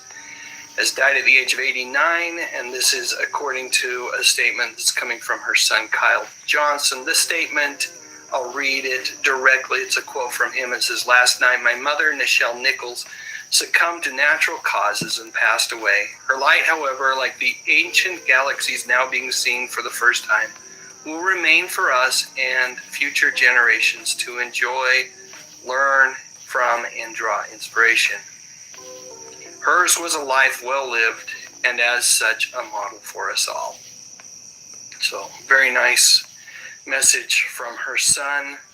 And what I'd really like to do is I'll go over to Twitter and we'll look and see what folks are saying over there. And then I'm going to look into the comment section and see what you all are saying as well. So, but first let's go over to Twitter. And actress Lydia Cornell says, "Rest in peace, Nichelle Nichols. You're a star among the stars, shining your light and trekking on forever." And she's actually retweeting the post from the Heart of Star Trek Twitter profile that says, just passes on the words that the news that she has died at the age of 89. Here's a quote from, or a tweet from, Leonard Nimoy's son Adam, who says, "My favorite photo of Dad and Nichelle Nichols on set. The importance of Nichelle's legacy cannot be overemphasized. She was much loved and will be missed." Keep scrolling. Stephen King, Nichelle Nichols, who played Lieutenant Uhura on Star Trek and broke new ground, has passed away. Let me see what else we can find here. Here we go. Wilson Cruz says, before we understood how much representation matters, Nichelle Nichols modeled it for us.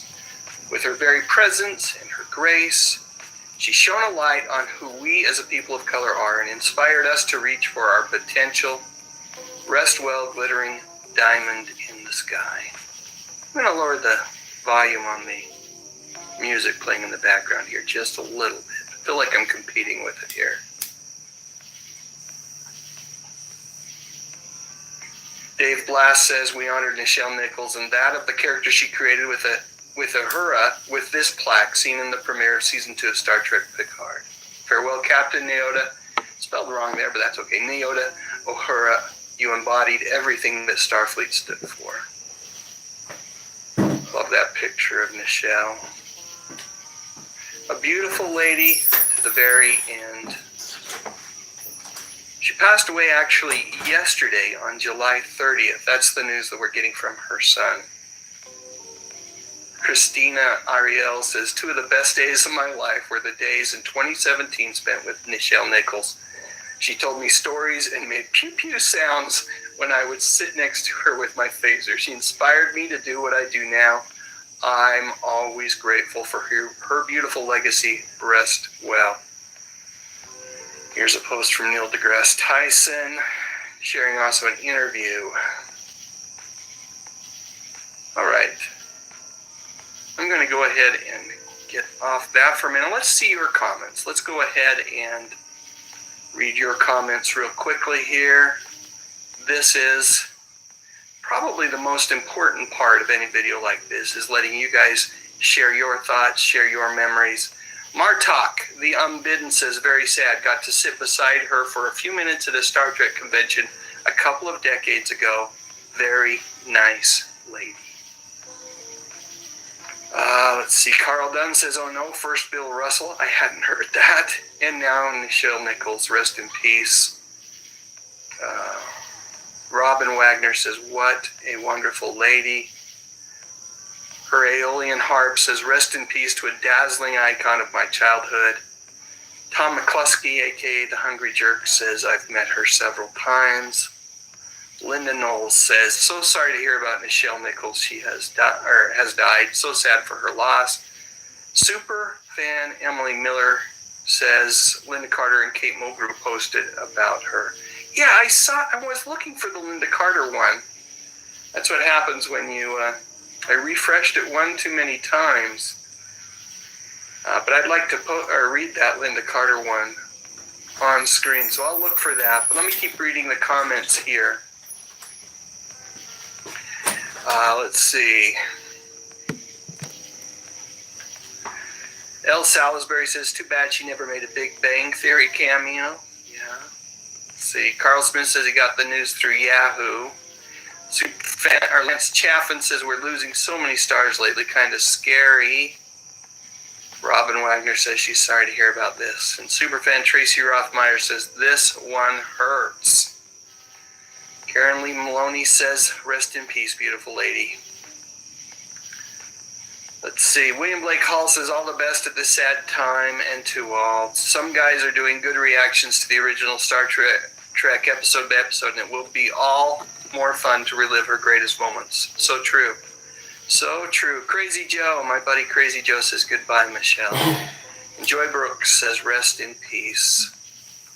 Dave Conti, points out that, things weren't all peaches and cream. Her son and others were fighting over her assets while she was alive. Apparently she'd been suffering from dementia, and that made her a victim to, there's a whole group of folks out there that take advantage of the elderly, and you have to really watch that these days.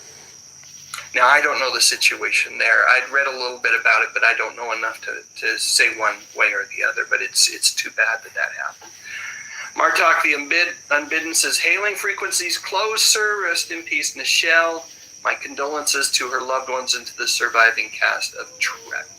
We'll get back to the comments in just a second. I do want to share a couple of comments over on Twitter. Here we go.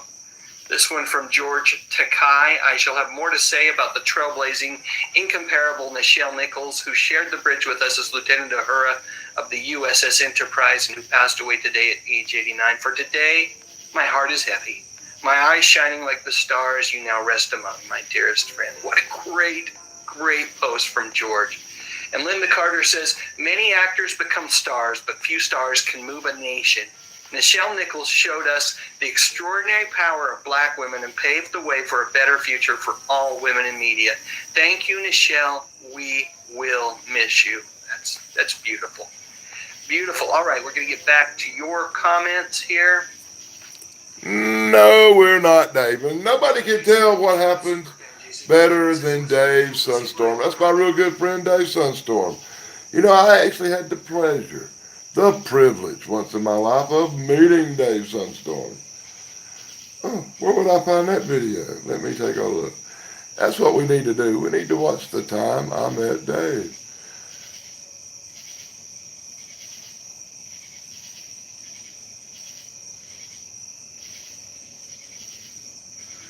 And maybe we'll listen to a little country roads while I look for it. Maybe not. Maybe not. I don't know. There we go. Great things you do. Danny State here on. Danny, that's the good stuff.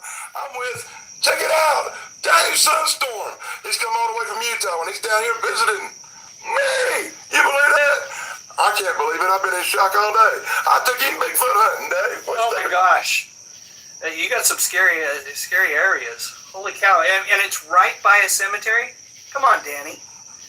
What are you telling me about Bigfoot? Is that where he likes to hang out? Apparently so. Bigfoot likes to hang out around cemeteries. All my friends and people who love Bigfoot say they have a lot of activities around. Actually, pretty cool little town. Pretty cool little town where you live. I took Dave down and showed him my hometown and showed him my Mayberry-esque lifestyle. What did you think about that, Dave? I like it. I love the little towns, the towns that only have 3 or 4 stoplights, that still don't have the Walmarts, still don't have, all of the creature comforts. It still feels a little bit like Mayberry, just a little bit. I like to think so. I think that's why me and you become friends, because you see me like Opie. Because when I was a kid, everybody used to say, there comes Opie, because my grandpa was the chief of police. And I rode around in his car, so I got labeled that Andy Taylor lifestyle. And plus, I'm from, you saw it, a very small town. Yeah. Very similar to Mayberry. Yeah. This is like the first interview I've ever done on the Good Stuff channel. And Only my second It's an interview honor. probably ever in life, and I had one of the biggest stars of YouTube out here with me today. Oh, come on. Everybody watches your stuff, Dave. Oh, no. But it's fun to be able to visit with you. It's fun. We've talked over, on live streams and in other, ways through comments and all those kind of things. But it's fun just to meet you in person. And you pointed me out, or we went to a great place for some Southern barbecue. Thanks. Yeah, there you go. We went out for to the eat, recommendation. And yeah, I'm loving it. We're showing Dave some Southern hospitality down here in South Carolina. I appreciate That's it. my old hillbilly voice. Yeah, I love that voice. That's what I live for when I'm watching your comic book reviews. Is that hello YouTube? I wish I could do it with that kind of enthusiasm, but it I always try to bring it out. always makes me smile. But half the time, like, I'm really nervous. I'd be like shaking, and a lot of times when I'm doing a comic book review, I'll do some stuff, and then I just stop it and just start over because I done said something I'm not supposed to say. With the rated R superstar with the mouth. And there's some things you just can't say, and some things I probably shouldn't. Yeah, and the other thing that's been really cool is hanging out here in Danny State and Central. You guys can't see this. You can see a little bit of it in the background here. But this man has the most impressive comic book collection. And, he's using it wisely, using it for wall decor as well. And you just walk in here, and the part you can't see is over here. There's like, pointing it over here towards this, there's all sorts of great Bigfoot stuff. Actually, track of they can, sir. There we go. Look at that. He's got the Bigfoot hat, his binoculars, all sorts of articles on Bigfoot. It's quite the, Danny State and Central is quite the HQ, I've got to say. Must you not be able to sit there. Okay, I got it. I was worried about that a little bit. That looks good. I call this my little office area, and I do try to keep up with the Bigfoot stuff, but mainly I use it to try to keep up with all the packages I get. People send me stuff, and I always try to send somebody something back when they send me something. So constantly, like you can see the packages over here ready to go out. And there's one from Pat McCormick sitting right over there. Look at that. Where he sent me this really cool shirt. I just still got the thing. I think his autographed picture's still in there. That Pat McCormick, he's a good man. I like I Pat. love By the way, Pat, I'm wearing your shirt, dude. That's right. He's wearing it all around town. He's showing it off so people know all about the golden age of TV. Yeah, we got to get Pat a big promo. Yep, for sure. Yeah. On the Good Stuff channel here, almost every video I've ever made has just been a trailer or something I've done that shows other stuff, not me. This is really my first appearance on my own channel. Wow. But what a big thing! What a big thing! It's overdue. Sitting here with Dave Sunstorm on the Good Stuff guy on the Good Stuff channel. Is that not off the chain? We're talking about the good stuff, but I think we got to talk about the sad stuff just for a minute. Oh man, I knew he was going to bring that up. I'm going to. Michael Nesmith yesterday passed away, 78 years old. I noticed on the wall you've got a Monkey's comic book up there. Yeah, I was a big Monkey fan. It really breaks my heart whenever one of these guys passes away like that. Yeah, and talented. Here's the funny thing: they weren't hired to be musicians, but ultimately they became accomplished musicians, started playing their own instruments, became a legitimate band, and what a great set. They were entertaining, they were funny, they were great actors, and they were great musicians. I can't remember what year it was. I think it was either 99 or 2000. They did it was the year they come out with that song. What was the name of that song? About the good old days. Yes. You know the song? Yeah, I know which one you're talking about. I can't remember. And they had this new album come out, and they were that was together. That was the Pull It album, and it was in the 80s, like 86. I think it was a bit later than that, wasn't it? I think. Well, there were two reunions. There was the 80s. That was then, and this is now. Yeah, what year did that come out? That's the 80s. Okay, well, the year that come out, I actually went and saw them on the reunion tour. I guess my brain's a little off. I thought that was a lot later than that. Well, there was two reunions, so I could be confusing it because Michael Nesmith wasn't back together with them in the mid-'80s when they first reunited, and then he reunited with them around 96, somewhere around that. It had to be that because it was the original Monkey. Was it all four of them? Yeah, before Davey died. Okay, yep, then that's the And it was the original one. You're right, then it was the 90s. And it was, I was thinking it was 96 or 97, And maybe even later, 98 or 99. Maybe that's when that was in there. Let us know in the comments below if you know. That's right. Please let us know. Help us. That memory of seeing them on that reunion tour meant a lot to me. Yeah. It was like one of my biggest memories. Yeah, very great band. Lots of fun. And you know what? Now it's just the Mick. That's all that's left. Mickey Dolenz. Wow. That's sad beyond comprehension. For sure. And I was talking to you earlier, and we were talking about other people that passed, and I said the other one that affected me greatly was the loss of David Bowie. Yeah. In my world, he was a big thing. For me, it was, I loved Bowie growing up. I got into him probably in the early 80s. A little bit after something like Ziggy Stardust and Spiders from Mars. God, I'm old. Yeah. I was like digging Bowie back in them days. Yeah, you were. Yeah. So. Wow. But I was. Scary Monsters was, I think, the first album I remember of him doing. But I was telling you, even at the very end there, maybe a year or two before he passed, I thought he looked great. Yeah, and that last album he did, I can't remember the name of it right this minute, but that last album was really good too. Yeah, he just such an innovative musician, and another tough loss. No, there's been like two other losses I consider tough for me, and that was, of course, being a Star Trek guy. As you can see, all the Star Trek comic books with Leonard Nimoy. Yeah. And that one I took really hard. When he died in that movie, I took it really hard. That was just the movie, so when he really passed away, I took that hard. And the other one would be that guy behind you over there, Darren McGavin, The Night Stalker. Oh. Yeah, that's still my favorite comic books, by the way, that I've never opened or looked inside of. One of these days you're going to have to review one of those. I know. I was going to do it this Halloween, but I got so bogged down and so behind on stuff. I'm still behind on stuff. You saw all the comics. I've got like thousands to get to. Well, I can't wait till you threw one on top. I'm looking that's forward, I'm looking forward to seeing you review that one. But between Thanksgiving and probably Valentine's Day, I'll try to do stuff like that.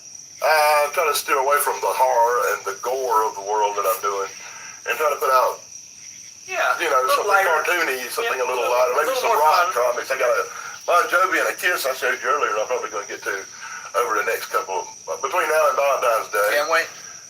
And then last Valentine's Day, there was that love story comic. I remember when you did that one. Yep, I remember that one. Go look for another one of them, I guess. Yeah. And people ask me why I don't never do the superhero comics. Why I only review horror or something off the wall or something. I like your reasoning. And I was telling Dave earlier, the reason you don't see me do the Superman, Spider-Man, Batman, is because all these comic books are good. They're great. You can't argue with Stan Lee. No. But I tried to do a comic book that I could at least poke a little bit of fun at. Right. You saw the last one, didn't you? Sasquatch Detective. Holy cow. I'm fixing to mail that out to a friend. Yeah, that was not going to make the wall, YouTube. I'm hoping she's still going to be your friend and send it to her. I think she'll enjoy it, actually. She probably. Being a girl. Yeah. Well, that's the thing. I didn't know. I didn't know that there were, sexy Sasquatches out there, Danny. Yeah, well, there's sexy Sasquatch hunters. Let me point out a couple of them. Curious Cryptids.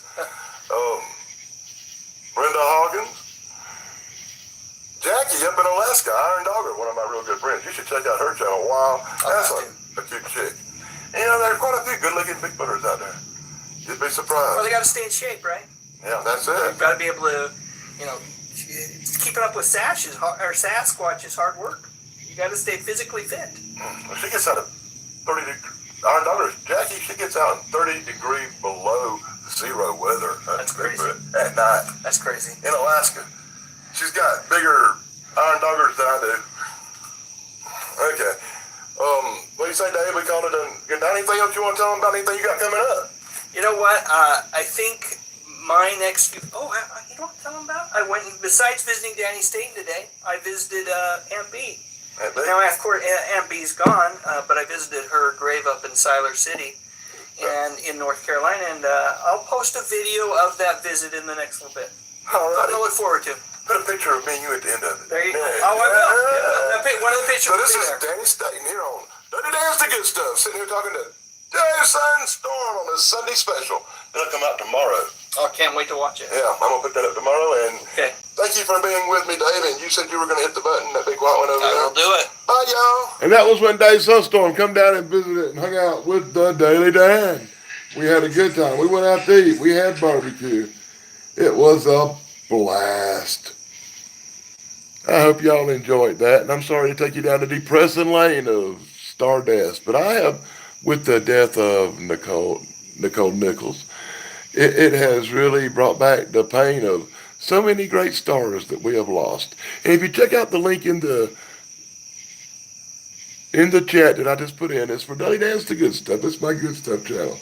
And I have a going playlist of all the rest in peace stars who have passed away. You might want to check that out. You can catch up with who's actually gone and who's not, probably. And I also have lots of other really cool videos. Just today I put out some of y'all stuff. Y'all probably laughed real hard at that one, huh? I ought to play it for ya. But I'm not. Instead, I'm going to go dig deep.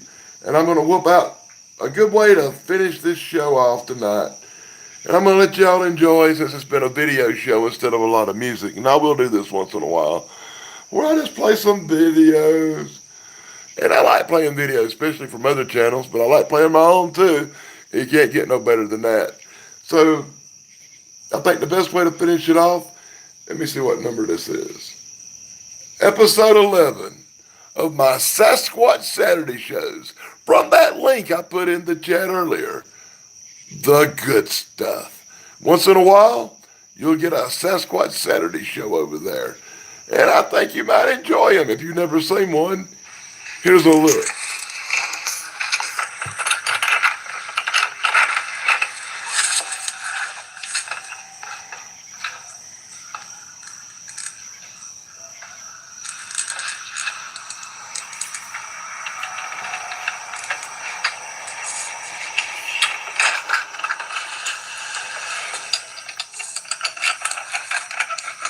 What the hell is that sound?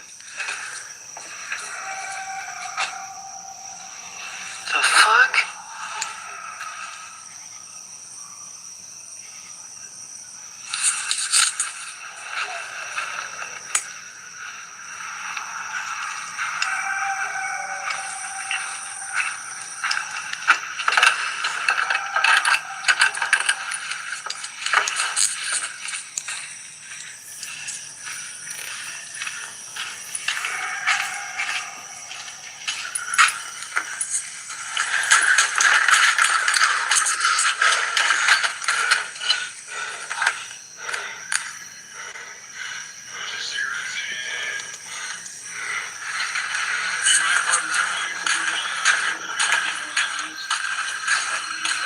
Mama, there's a weird sound outside.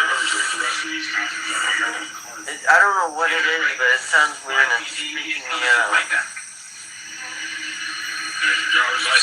I recorded the sound while I went outside, and I think I'm still recording.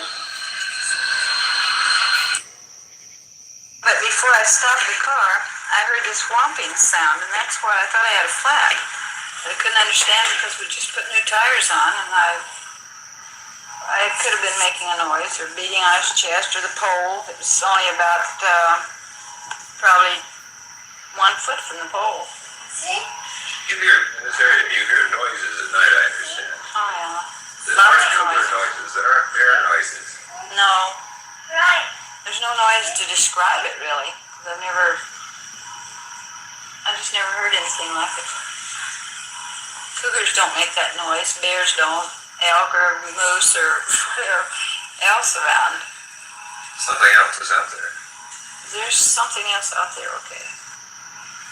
And it's not just at night, it's in the daytime too, because they've been hearing them day, night, evening, mornings, even high noon. Do you see things? Is it just the noise? Noises mostly, other than when I've seen this creature down there. It's the real Beacon Rock. There's a real wide shoulder just as you go across the bridge, and I just knew I had a flat, but I couldn't understand. So I got out, and I always keep my right door locked.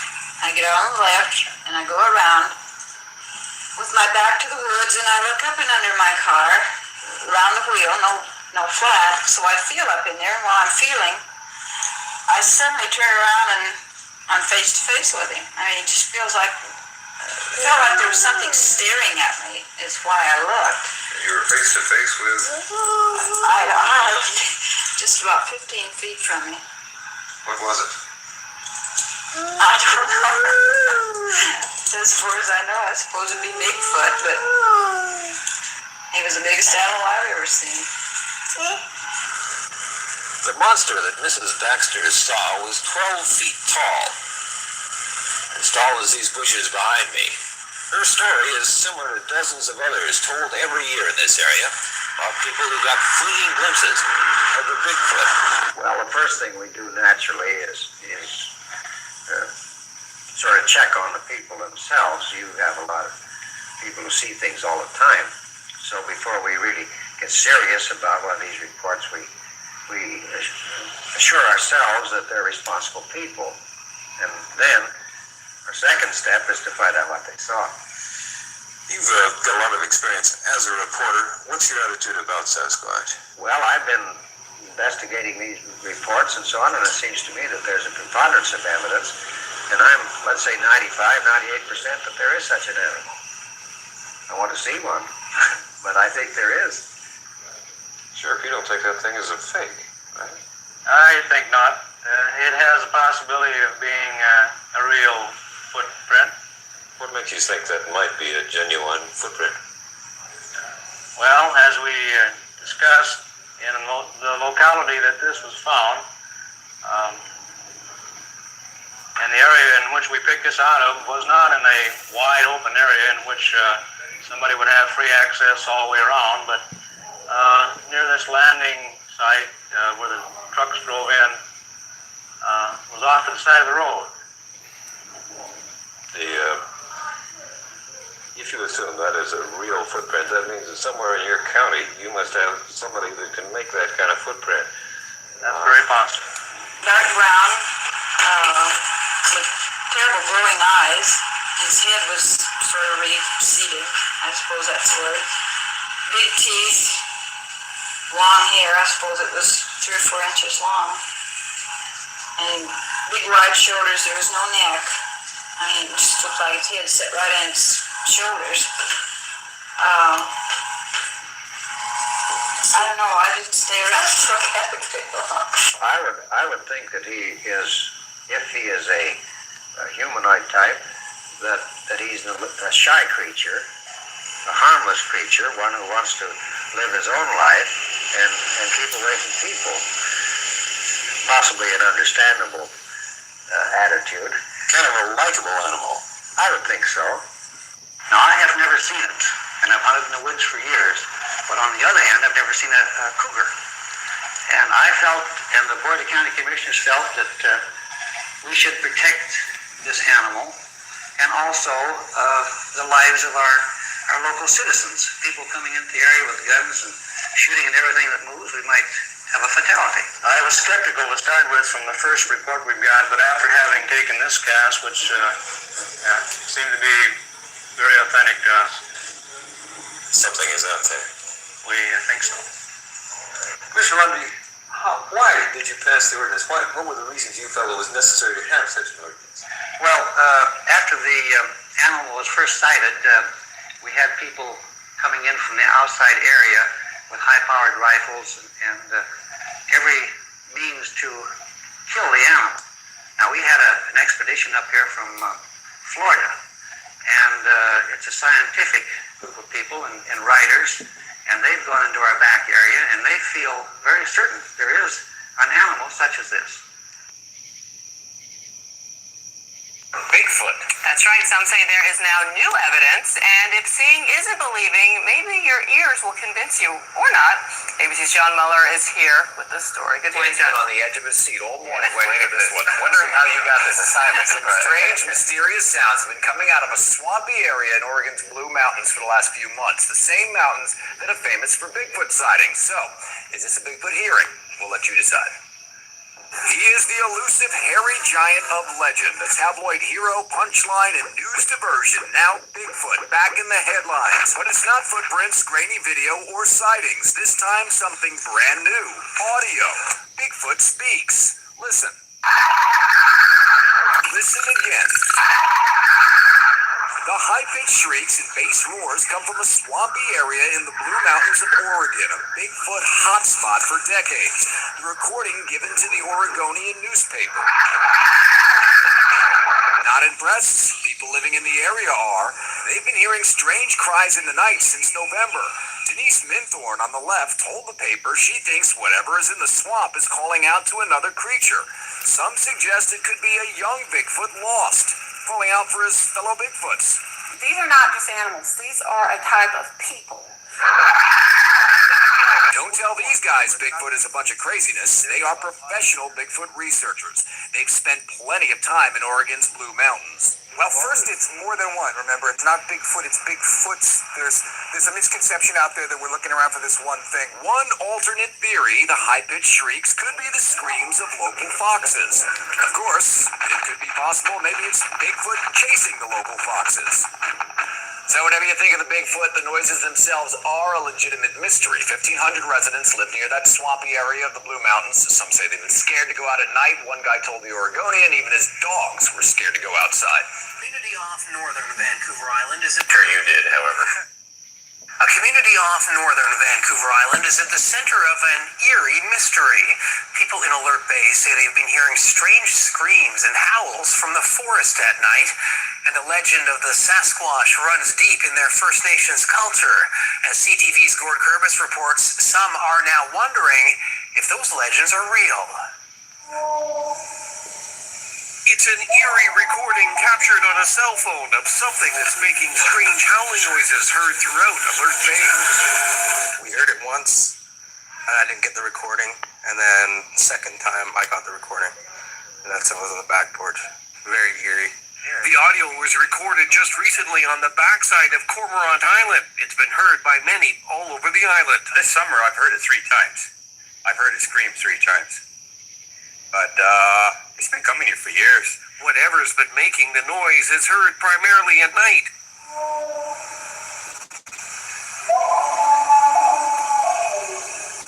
Some say it's a dog, but others say that's impossible. With that volume, absolutely nothing. No dog can make that kind of a noise with that volume. Art Dick hears the vocalizations just outside of his home. He's convinced the calls are from a Sasquatch. He believes the creature is real because of several previous encounters, like several years ago on a remote island further south when a tree was thrown at himself and fellow clam diggers. Pulled the tree right out of the ground. The branches were still on it. I don't know anything that can just literally pull a tree with roots and all. I mean, you know, you see that little alder growing out there. You try to go and pull it out, you're not going to be able to do it. While the howls and screams that have been heard throughout Alert Bay could be dismissed as simply animal noises, you have to keep in mind that Cormorant Island is a location where there is no wildlife. There's no bears, no cougars, not even any deer. And while you can dismiss the noises, there have been plenty of sightings. One person that's seen it, her father lives in Alert Bay, and she came up to visit her father.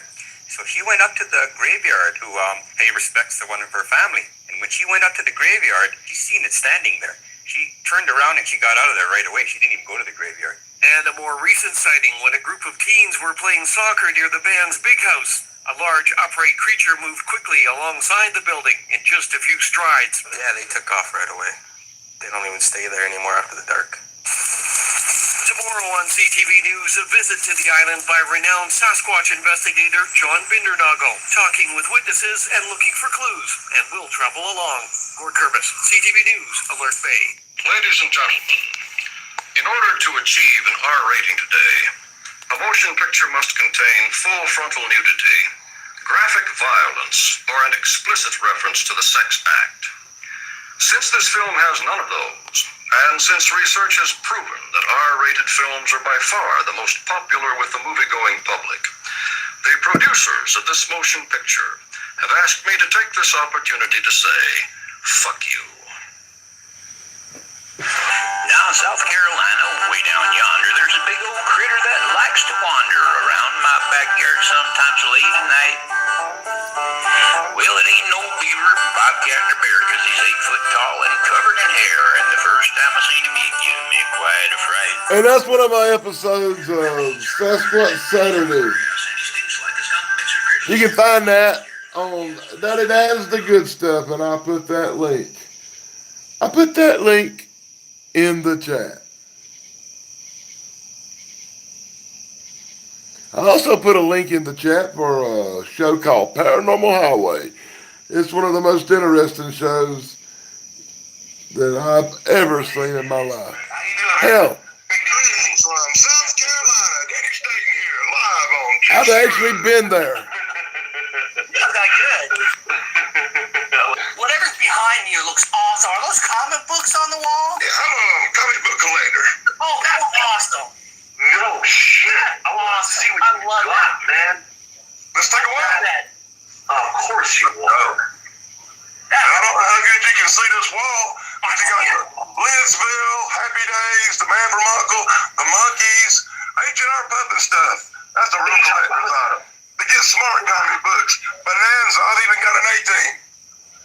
Oh, fuck. And I'm a big Star Trek guy, as you can see, all original. That's the very first Star Trek ever made. Oh, my God. That's awesome. You can see all my Star Trek stuff. Hell, I've even got a Night Stalker or two. Nice. My guy's Carl Kolchak, you know.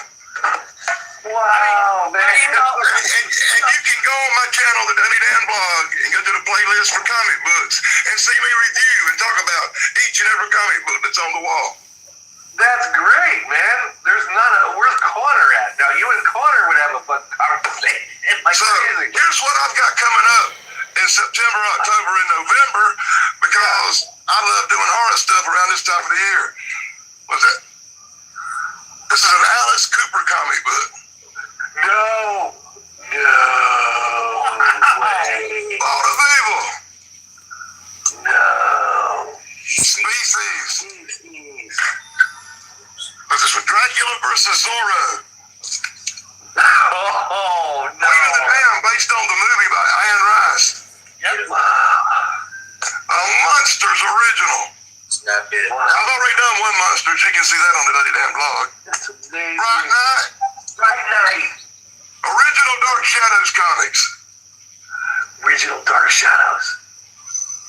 They cost me a pretty penny. Yeah. Puppet Master. Wow. Vampirella, of course. You gotta watch Vampirella. Some of her comic books actually got me blocked on YouTube. They took my videos down because of the graphic nudity in them.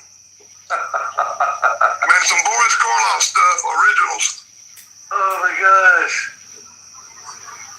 And that's just the stuff I've got coming. Some of the stuff I've got coming up over the next month or two. My God. You got a first look here. Usually I don't tell nobody what I'm gonna do. I just surprise them. Yeah, that's a great place. You gotta have a Howard the Duck Star Wars edition. I haven't got no Howard the Duck, I don't think. I got David Cassidy from the Partridge Family coming out tomorrow, and I done one Partridge Family comic book. If you like the old classic stuff. You got the 70s sitcom, the 70s, the shows, the old movies. And if you want to see my full interview on the Paranormal Highway, you'll have to go over, use that link in the chat, go over and check it out. As it's getting late. And I'm about to wind the show down shortly. But I'm going to take my ass over to the Paranormal Highway channel real quick. But I have like 2,000 subscriptions, so it takes a while to get there.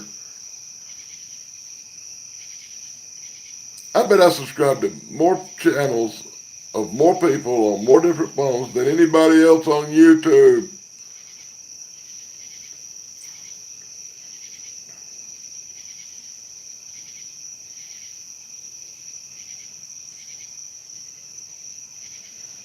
I'm going to go back in time. There we go. That's what I'm looking for. 2,100 views on YouTube. And I guess I can show you a little bit of it. Because part 2's up now, and part 1's kind of old news. Hey guys, you're going to have a great time on my planet. We're going to blow some things up. What's there to do? What's there to drink? Lots of smoke, lots of drinks. Hold on. About that. We said we started at the beginning.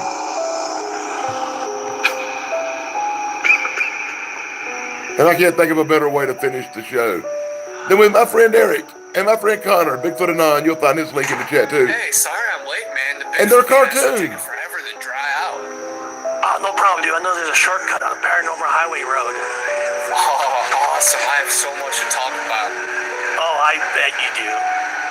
Eric, there's this gator that has 2 toes shows he's 24 feet long. His name is Tom.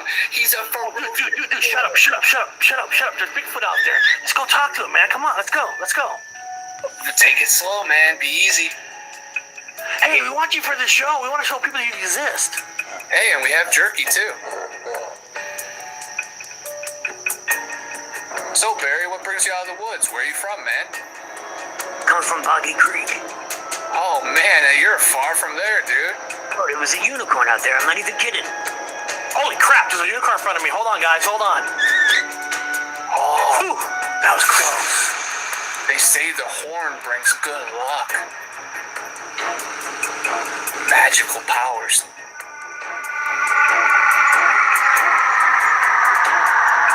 Hey, Barry, you were right about that unicorn. Know anything else about the mythical woods? Yeah, man, that's Medusa. Do not look in her eyes. She will turn you to stone. Eric, be careful. Hey, Medusa, we're doing a live show on the Paranormal Highway Show. I want to show the world that you exist. How about it? Oh, man, what's this happening?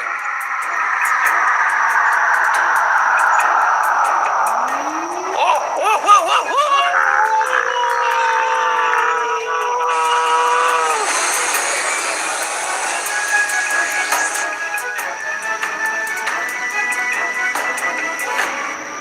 Hey guys, I love the show, man. I want you guys to hang out. In fact, I want to play you guys on my planet.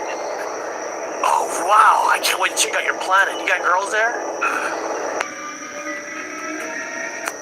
Hey guys, you're going to have a great time on my planet. We're going to blow some things up. What's there to do? What's there to drink? Lots of smoke, lots of drinks. Don't worry about that. What's that red light? What's in front of us? Are those meteorites? Oh, no! Don't worry about this. He's got this. Take cover! I'm still not that bad. You guys are just freaking out for no reason. No worries, man. No worries. No! Easy. This is not a problem, man. This happens every day.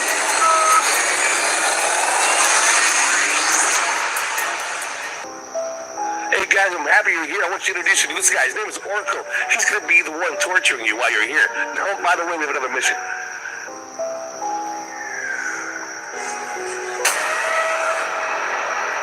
And that's from the Paranormal Highway channel. And I dropped that link in the chat if you want to see part 2 of that cartoon.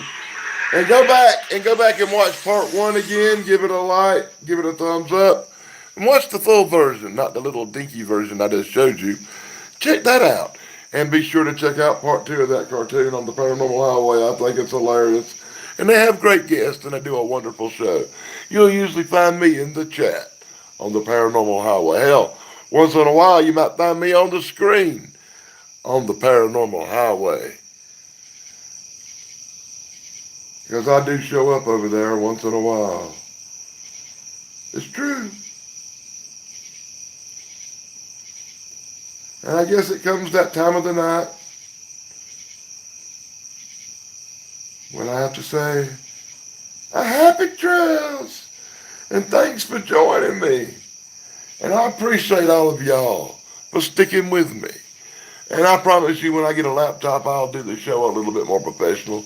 But right now, it's just the old hillbilly from South Carolina show. And I do the best I can. I really do. But remember, you're getting in on the start. You're getting to be part of first. You'll be able to talk about the days when I first started. And you were there. That makes you special. So let me leave you with a parting song. And a little happy trails from Danny Dan.